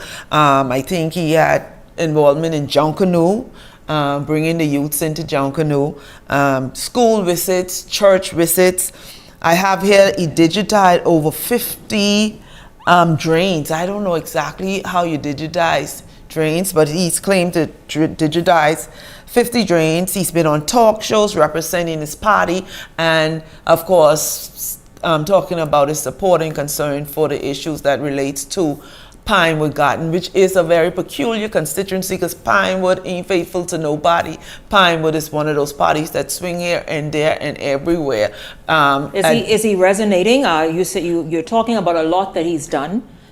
You said over the last 2 years. How is his relationship with? I think, according to what I've seen with his movement on the ground, he have a lot of the young men and women a part of his campaign, and it's been developing and growing. So I believe over the 2 years he's made real connection, and he is one to be watched. One to watch. Yes. Now, Gabrielle, can we talk about Denari Roll? Yes, Shanique. Anything for you, darling. Now down to Denari Roll in Pinewood. I was down there in Pinewood. I go, Shanique, I say, girl, I gotta come carry you by this little spot here in Pinewood. So a little knock. Listen, and we did our little straw poll down there as we usually do, and I am fully cognizant, fully cognizant. It's just a little bit of comedic relief. Everything doesn't have to be so. You have to stick on top of it, please. Do not attack us. You don't get along with certain people, and don't bring that back here. So, Shanique, as we were getting back to you, Pinewood is definitely in love with the young fella. Especially, I found that a lot of young people, I was able to stop by one of the parks and talk to some of them that were over the age of 18, and they let me know that Denari comes there and he does this basketball thing on Monday evenings with them. So he gets on the court, they have these conversations about national issues, community issues, and he shoots some hoops. He's down to earth. So he shows up like one of the boys. He shows up like one of the boys, and it's really connecting. In a time where a lot of young people are feeling disconnected from the process, he's actually, as Peggy mentioned, picking up a lot of them, especially with his cultural ties in Junkanoo, the school visits. He is reaching a lot of the voters that we thought would not be showing up in this election. He's doing a great job, as well as some of the seniors said that they wanted to give the young boy, they call it the young guy, a chance, because they feel like he has a lot of good ideas, including one of his plans. Peggy talked about the water, the drainage system. Yes. Denari has some technical skills from working in the water and sewage, and he's presented a plan as well as he moves through the community to assist Pinewood in the flooding, in the chronic flood. Boy, Denari, the people say if you could do this, they may never move you from Pinewood if they give you a chance. Oh, shoots. Yes. Good evening, Shanique. Good evening, colleagues, and good evening, Bahamas. Yeah, so Denari is a young man. I think he's one of the youngest candidates on any of the slates this election cycle. Okay. And Denari is not only being young, has attracted a lot of young voters and people to him, but the fact that he has the combination of the gift of gab and the natural charisma, and he is very approachable, and people just really like him, and he resonates because he's very genuine. But the young man also has plans. He actually wants to make an impact not only on the community but on the nation. And this young man is purpose-driven in that regard. So in addition to some of the things Peggy said, he's introduced some entrepreneurial support like small grants assistance. He's established a community skills bank, and he's been promoting some local businesses there that are owned by young people and others in the community. He's already started a prayer and praise community breakfast in conjunction with several Pinewood churches. And he's also done clearing of abandoned and overgrown lots, as well as I saw on his social media where there was he placed garbage dumpsters strategically in certain polling divisions so that the trash could be removed and some of that blight and stuff, to give people a better feeling about their community. And yes, so Howard? There's so many other things, but he is also on the ground. He is on the ground covering the constituency, moving around with his team, and it appears as if he is resonating. And if he could fix some of those things Gabby is talking about, he's going to be in good shape.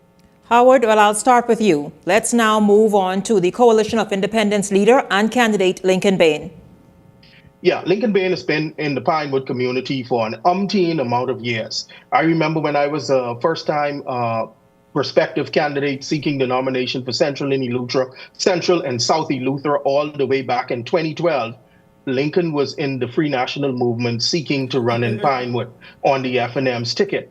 And since that time, Lincoln has also ran in Pinewood for the DNA. I don't know if he's ran as an independent there, but I'm sure he's run for the DNA. And now this is going to be his second time running for the coalition. Now, Shanique, Lincoln got over 641 votes, I believe, last election in the 2021 general election. And that was 19, almost 20% of the votes. So Lincoln got his deposit back. Okay, 641 votes was not a small number of votes. And why am I saying that? Because Lincoln has stayed in that community, despite what people think about him. He's been moving around, working and doing some stuff. But I believe that Lincoln's strategic place in Pinewood, despite what many people would say, is being that of a kingmaker. Lincoln will get some votes, and I believe that Lincoln will help either Miles LaRota or Denari Roll to win, or he will help Miles LaRota or Denari Roll to lose. Gabrielle, Lincoln Bain? Lincoln Brown. I was trying to figure out the law. Stop it, Becky. You just tell me behave. Lincoln Bain. Lincoln Bain is here. Okay, so Lincoln Bain in the Pinewood constituency. Lincoln Bain, when I moved around, and I want for the viewers' consideration, I want you guys to know that I take time and I go and I literally drive into these constituencies. These are not my opinions. Some of the people even tell me I could call their names on the show, but I try not to do that. And let you know that they're registered and they live so-and-so and all this. So I did my little straw poll where I stop and I talk to people. They are concerned that the Coalition of Independence leader has been so busy everywhere with every other candidate protesting this, protesting that, that he is not as forward-facing on the issues that Pinewood, the area that he's seeking to represent, is facing. Stay with me here. They are saying that while he is fighting for everyone else, there are still major issues that they wish that he would be bringing to the forefront that Pinewood is facing. We've seen it before as he moved through when he first emerged advocating for Pinewood, but Pinewood has kind of taken a backseat in their opinion as he is... What are some of the things they want brought to the forefront? Some of the things they want brought to the forefront, flooding, a lot of the infrastructural road issues, all of that stuff. the parks, cleaning, entrepreneurial, the opportunities for Pinewood residents, all of these things. So they feel like Lincoln Bain is falling down on his duty to Pinewood first, because before you can be leader or opposition leader, whatever it is that he is aspiring to be, you must first win your seat. And it starts by winning the place where you nominated from. Also today, I saw some posts circulating around. I haven't been able to confirm or deny what's happening with Lincoln in terms of a court battle that they may be concerned about. That was in the newspapers for some weeks and from some time. Members want to know, has that been cleared up? How have you dealt with the lady, and are you moving on from that? So I want to ask some things. He was live the other day. He said the people saw being around, being around with all that. The people just want to know, where's his focus? It is shifting from so many things. He's there and worrying about what's happening in Fort Charlotte. They want him to bring his focus back to Pinewood. Peggy, what were you able to find out? Looking over Lincoln's social media footprints, support a lot of what Gabby is saying. The number 641 is the number Lincoln have to either maintain, beat, or it will fall behind. According to his Facebook presence, like Gabby and all of us know that Lincoln Bain, even running the by-election in Grand Bahama, he's been everywhere, but there is claim that he is a resident, was there, the second house in one of the areas of Pinewood, will not keep him if his presence is elsewhere. Last election, probably one of the things that helped this 641 number is Lincoln ran a food program through during the campaign. We was feeding people, and it was very helpful, and so that was reflected in its results. But this time, Lincoln fall off bad in Pinewood, very bad. So I doubt he reached this number. So then, you all, let's move to the incumbent, the Progressive Liberal Party's candidate, Miles LaRota. How is Miles LaRota looking? What has this term been like for him in terms of representation, and what is the response to him moving through the constituency right now in this election cycle? Howard, jump in quickly. Yeah, Miles has been moving through the constituency. I understand that he's been bringing some of the social services to bear from his ministry to help a lot of the residents in his constituency. And then he announced plans for a $20 million drainage project to address the constituency's long-standing flooding issues. Gabby talked about that, some of the road works and other infrastructural issues. So Miles has been on the ground. He had a strong following when he went out to nominate the other day. His people were there and they seemed excited. So we just have to see what's going to happen. Miles LaRota never left the ground after being elected 2021. His presence walking the area has been consistent in Pinewood Gardens. His team has been well established. I passed there last week before nomination day, and it's like a fair, the people in and out collecting their items. So Miles LaRota has held his own, using the traditional events, back to school, blah, blah, blah. He's done it all. And so the challenge for each person who were members of parliament for Pinewood is the switch. And the switch is normally based on the flooding in Pinewood. The flooding issue. Yes. Gabrielle? Yeah, a lot of persons are saying that Miles wasn't able to address some of the major infrastructural issues that they had, that he campaigned on coming into office. So that's going to be a big concern for him moving into whether he's going to be re-elected. If he could get a vote of confidence from them one more time to try again in terms of the Pinewood Garden seat. Now, Peggy Gabrielle Howard. Right now, tonight, 19 days before the general election, where does Pinewood lean? PLP, F&M, COI? I'm going to say 2%. I think Pinewood is too close to call. Pinewood is a toss-up. Everybody, so I'll tell you, wow, Pinewood is the seat to watch. One of the seats to watch. All three of them agreed for the first time, I think. They each say Pinewood constituency is too close to call. Yes. I tell you, y'all enjoy. By the way, thank you all so much for watching Temperature Check, for enjoying it, for giving me your feedback, and even giving the panelists your feedback. They truly do the research, get out there and go out and try to find out as much as they can about all of the constituencies, and so I am grateful to them for that. Don't go anywhere. When we come back, Ian Thomas and Direct Marketers joins me at this table after the break.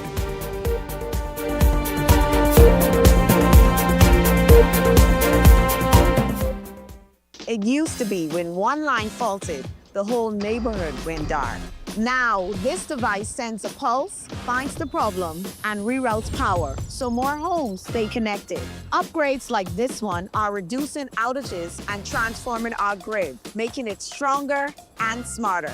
That means more reliable power, lower operating costs, and lower bills. Instead of short-term patches or temporary fixes, we're building a modern new grid.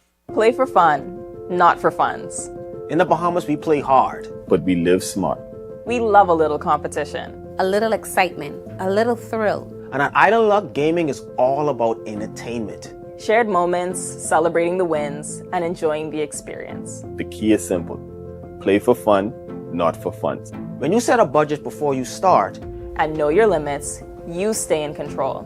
And when you're in control, the game stays what it's meant to be. Fun. So play for fun, not for funds. Must be 18 and over. Island Luck reminds you that it's only a game, so please game responsibly.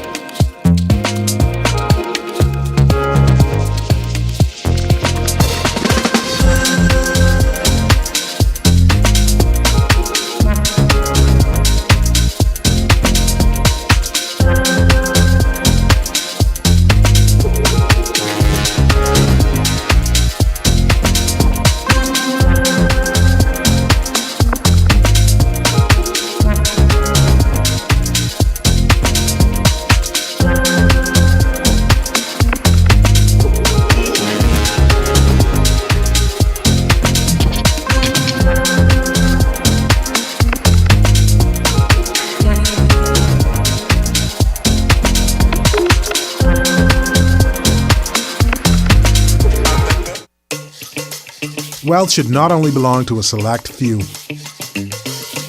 At Investar, we believe the door should be open to everyone. We provide options for planning a better future.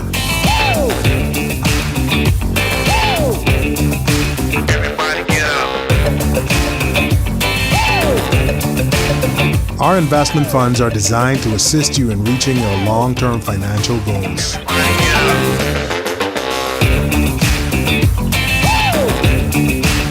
Let us show you how. Everybody get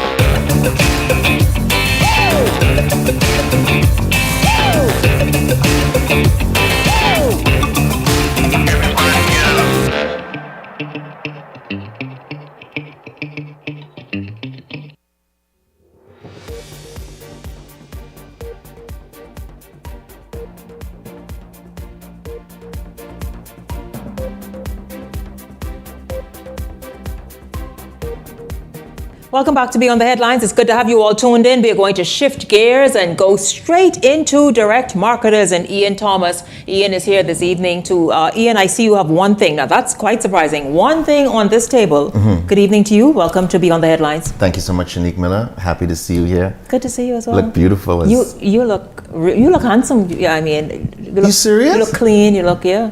Our water come back on. Oh, that's what there's a difference. It was off, yeah. It's a difference. I tell you, everywhere I go, people are always talking about you. Shanique Miller, hey, Ian. I thank them so much before I went to the break, and I'll say thank you again, a huge thank you. I tell you, whenever Shanique Miller walks in the room, the DJs put on, yeah, you look good, you know. General degree tell you so. Oh, boy, Shanique, they love you, boy.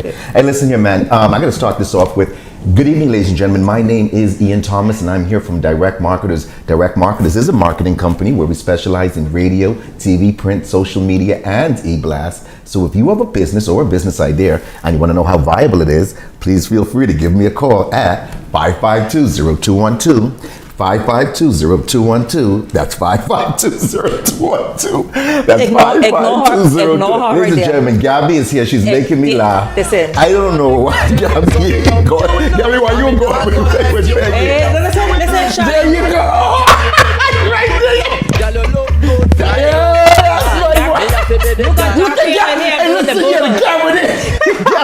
I didn't know. We need a camera for in studio. The Duddy wine mixed with the Osman Scabby mixed with the leg left up. Yeah, Shadi, thanks y'all for that is one. get wicked, No, boy. we don't I play. tell We you, don't yeah. play in here. Look at that, Shanique. Look at that. That's my mom calling. She called. I don't know why she called. She like you so much. He is live. She was at one of them campaign office, and she's be telling the people, I gotta go and go see watch Shanique.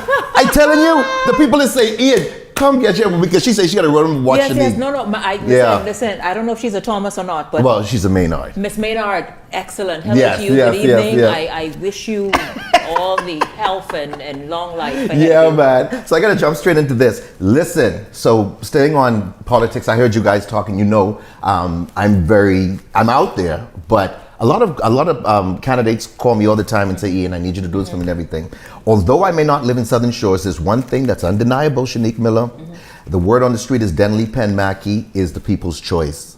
And, she's called me and she and I speak extensively. And I can surely understand why so many residents feel this way. Denley isn't just a name on the ballot. She's someone that I've known and trusted for a very long time, and I respect her highly. I've known her for about 20 years. Our children went to school together, so that's a wonderful thing. We went to school. They went to school together, and she's been a client of mine for those same 20 years that we've had a friendship, and we have memories and moments that reveal who she truly is to the core.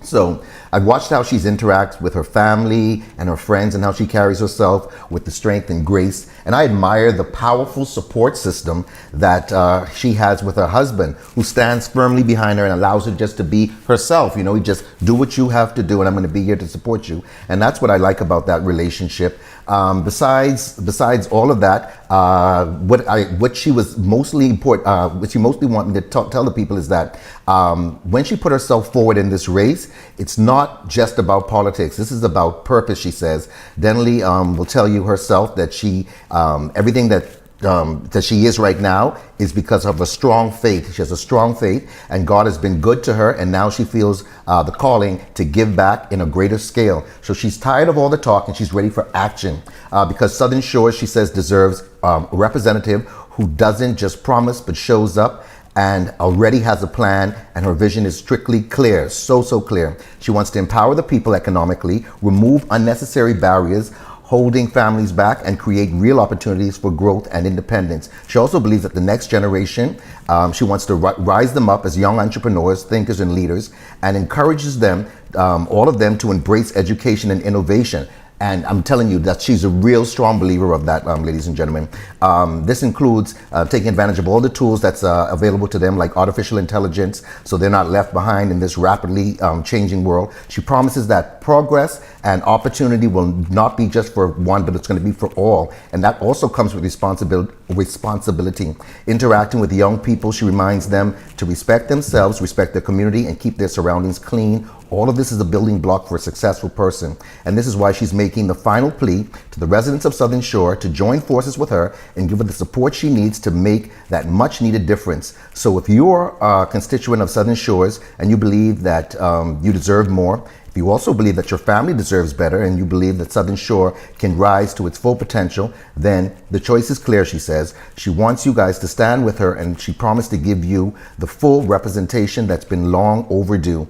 And if you want to learn more about Ms. Denley Penn Mackey, you can check out her Facebook page, and you can give her the constituency a call at 823-2939. That's 823-2939, 823-2939. Because I hear you guys talking here all the time, and you do your breakdown. What's the proper name of it again? The segment? Yeah, the segment. Temperature check. Temperature check. Yes. That's correct. And yes, we've done Southern Shores. You've done Southern Shores, yeah. I heard you, because sometimes when I listen, I call them, because I'm friends, and just like you, sometimes you might not be friends, but you know these individuals. Oh, obviously, yeah, yes. And I have relationships with all these people on different sides of the political realm. So, yes. I have relationships with these individuals, and Denley's a good friend of mine for, like I said, many years. I'm going to go back and talk about another candidate in a little bit, but I got to tell you about Little General. I haven't spoken about Little General now for, I still saying little. I don't know, Little General. Little General's right. You know where they're located, right? Absolutely. Where they're located? That's East Street. Yeah. South. That's right. East Street South. That's my boy Damien. So Little General, convenience store. store has been a staple in the Bahamas for years. They're located, just like I said, on East Street South. They got the best prices on everything you need for for your baby, like baby food and washing detergent for newborns. They got top brands like Huggies and Pampers to keep your little ones dry and comfortable. And if you need snacks for school or even to take to work, like a lot of people do, Little General has the best prices on chips, drinks, and Lunchables. Plus, you'll save big on Capri Sun, Gatorade, and Vitamals to keep you nice and hydrated. Now, if you want to keep your house nice and clean, they got disinfectants, washing powder, and top-of-the-line bleach. And when it comes to meats, nobody has the best prices than Little General on the freshest chicken, leg quarters, wings, turkey portions, lamb chop, pork chop, and steak. They also have an extensive line of hair and beauty supplies to keep you looking and smelling beautiful, just like Miss Shanique. Shanique, you go to Little General sometime, get your stuff. Because you smell so good, yeah. Yes. So you can go down and get all those things down there. Yep. And if your child has a school project, then you can go over to the Little General and you can find those school supplies that they need to get those great grades up. So why are you still paying crazy prices, they say? Go check out Little General. Avoid those big stores, they said. Don't go to them big stores. Go to Little General, and they want to let you know they are going to let your money go further. It's going to be easy on your wallet. Also remember, they're open up 11 p.m. until 11 p.m. They're closed on Saturdays. Ladies and gentlemen, they close on Saturdays, but they open up on Sundays. And also, I just want to let you, they want to let you guys know that they are family owned and operated. And if you want to go check them out, you can go and check them out, and you can shop online. That's what I like about them. Nice. You can go to shop.littlegenerals.com. You can shop online, add things to your mobile app cart, and you can check out, and I guess one of the delivery companies will drop it off to you. You can pick up in store, and you Family Island customers, you guys are not left out. You can shop at Little General also, and they deliver to the boat 24/7. You can get your things no matter what island you're on. Hey, I own this camera over here. Yeah, that's good, man. So go check out Little General and see everything down there. Charms Reloaded. I talked about Charms before. The food is really good. Charms Reloaded is the ultimate adult playground, restaurant, bar, and lounge. It's located 6th Terrace on Madera Street, right next to Donald's Furniture. They open up 7 days a week from 12 noon to 4 a.m. That's late now. Well, that's early, whatever you want to look at it. Trust me, you've never had so much great tasting food. Everything on the menu, like I said, was a perfect 10. And a couple of months back, they created an event for me, and I told the proprietor, Mr. Ryan, I can call his last name, that the guests are still raving about the food. They love the food that they prepared. You know, I had some friends in from the United States and from Canada, and they was like, Ian, who did this food? And I was like, Charms. And they was like, man, this is really, really good. I'm going to give the phone number right now. The phone number is 677-3992. 677-3992. 677-3992. The most delicious, authentic Bahamian food, and the atmosphere at Charms is just so much fun. They've got live entertainment for the grown folks that will have you coming back for more and more. Every time I have guests come in town, they say, Ian, let's go to Charms, man. Your guests tell you they won't go to Charms? They won't go to Charms, man. They have the most beautiful women at Charms, and they go there, and I say, you guys ain't finished coming to Charms yet? They say, no, we can stay until the place closed down. They love Charms, boy. Shanique, we got to go to Charms sometime. You, me, and Gabrielle. Yeah, me, you and Gabrielle. Gabrielle put on a little pom-pom shot. Yeah. We need to have Peggy there too. I can jump on my bike and Gabrielle be on the back of the bike. Ian, lift it, man, lift it. Great idea. So we can do. Yeah, man. But this is the new thing that they said, Ian, let the people know now. Good. Let the people know that on Fridays, you can enjoy happy hour. Happy hour is such a big success that they had to extend it, usually from 3 to 8 p.m. Now they're open until 10 p.m. So you want to go there and check out happy hour this weekend, ladies and gentlemen. They got everything from all the sauces and all of the pastas and everything down there. So much food. I love to get my oxtail and my curry chicken from there. Great food right there at Charms. Give me a call. I'm going to try to let someone win a lunch on me at Charms. My number right there, 5520212. Send me a WhatsApp and tell me why you want to go to Charms and taste all the wonderful food that they have over there and have yourself a good time. Speaking about food, Bella's Signature Suite and Restaurant. Ever since I brought them on, they said, Ian, the response from Shanique's show, well, beyond the headline, Shanique Miller's show, is just incredible. You keep that place rocking and rolling. Have you driven past? You drive past? No, I mean, the thing is, it's sort of right in the center of things, but yet it feels like its own destination. When It you is walk, so lovely. When you walk inside, if I was to blindfold you and just put you inside there, you would be You like, wouldn't know where I you can't believe this is that. Let me tell you where Bella Signature Suites is. If it's located on Soldier Road North, just off Prince Charles. So if you're on the light, on Prince Charles and Soldier Road Light, you're gonna take a right on Soldier Road like you're heading towards Woodlawn, so that's north. But before you reach Woodlawn, you're gonna see the big 2-story building. It's right there on the left-hand side. That's Bella Signature Suites and Restaurant. Like I said, wonderful rooms. Absolutely gorgeous rooms, and they also have a bar and restaurant. Everyone goes there, and the food is absolutely amazing. And all these people still calling me, and I guess they know I still on this. Let me just jump in there. You want to do something mind-blowing for your mother, your grandmother, your sister, your wife, or that special woman in your life this Mother's Day? Well, here's a thoughtful suggestion. You want to go this Sunday, May 10th. That's in 2 Sundays, right? 2 Sundays, May 10th, 11 a.m. to 4 p.m. Your mom or that special lady in your life, she's going to go enjoy the most spectacular Mother's Day brunch experience ever imaginable. She'll be treated to a 5-course brunch, elegant photography, bottle of apple cider, and a special gift. All of this for an incredibly affordable price of just $185.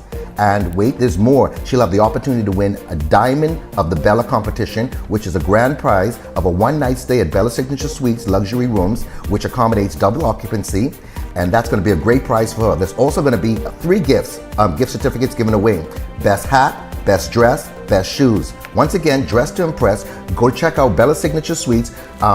Spaces are limited, but your mom's gonna have a really, really good time. That's for Mother's Day. You wanna learn more about it? Dial 356-3393. 356-3393. That's Bella Signature Suites. Check them out online, www.bellasignaturesuites.net. And she's gonna have a really, really good time. And there's a WhatsApp number, 425-1826. 425-1826. That's a great gift for your mom or your grandmother, any special person out there. So, ladies and gentlemen, I encourage you to go there. I hear that music, but I just want to say like 1 or 2 more things. Ladies and gentlemen, I can't leave without telling individuals, if you're still looking for that privacy screen, you got to get it. It's the privacy screen. It's 50 feet long, 6 feet tall. It's $189. It comes in that beautiful dark green. You're tired of looking in your neighbor's yard. Maybe your neighbor doesn't keep their yard as tidy as you do. Maybe old cars, old washing machine and stuff. You can put that up on the fence as long as you have a chain link fence. You can put it up there and you can block that out. Give me a call, Ian Thomas, Direct Marketers, 552-0212. Get that privacy screen, $189, 50 feet long, 6 feet tall. Give me a call. Also, you need a DNA test? Call DNA Direct at 324-0665. Get a DNA test for as low as $450. No needles or blood involved. It's just a buccal swab of the inside of the mouth. You get your results back in 7 to 10 business days. You can find out if someone's your mom, your dad, your brother, your sister, your grandparent, or your grandchild. Call DNA Direct at 324-0665. That's DNA Direct, where knowing the truth matters. And lastly, like Shanique right there, Ian, tell him about the bully pill. Tell him about the bully pill. Okay, Shanique, hold on to your socks. Yes. Listen, you want that bully pill, you gotta give me a call. The bully pill is just flying off the shelf. You want that bully pill, ladies and gentlemen. You want to have a beautiful relationship with your partner. You want to give me a call at 552-0212. You're going to get 5 pills for $55. It's all natural. So if you're dealing with any high blood pressure or diabetes, it's not going to affect you. You take the pill, you drink some water, and in half an hour, boom, you're going to have a wonderful, nice, strong erection, you guys. And you're going to make that woman feel so, so good. And like I said, if you guys out there, some guy out there, you're dating a woman 5, 10, 15 years younger than you, don't make a fool of yourself. You know, you're getting older and stuff like that. Get yourself the bully pill. And like I say, you are going to be the hardest guy in the neighborhood. Get yourself the bully pill. Shanique, Shanique is laughing. I say, what rhymes with Rocky Phoenix? Floppy penis. Nobody wants a floppy penis. Get the bully pill. Do something amazing. Shanique Miller, we got to get out of here, man. I had such a great time with you tonight, even though I might have to come back here tomorrow night, you know. You didn't do the... I didn't do the other candidate. Yeah, you did. You had a second politician. Yeah. So don't worry about that. I might come back tomorrow night. Well, Ian, it's just... we certainly, of course. Just let us know. Yes, ma'am. Listen, Ian Thomas, thank you so much. Direct Marketers, always. Oh, listen to me. He could cut up, eh? But thank you so much, Ian. Ian Thomas, Direct Marketers, 5520212, 5520212. Thank you, of course, at the top of tonight's show, Devontae and Danielle from those rallies on the Family Islands. And then, of course, my Grand Bahama panel. Y'all are fantastic. And, of course, the panel. You all know, the one that... Shut up. Just be quiet. I know, right? All the temperature check panels. Thank you all so much as well. And a huge thank you to all of you for tuning in this evening. I certainly enjoyed having you along. I hope you enjoyed tonight's show. Looking forward to seeing you right back here tomorrow evening. For the entire Beyond the Headlines team, I'm Shanique Miller. Make it a great evening, everyone.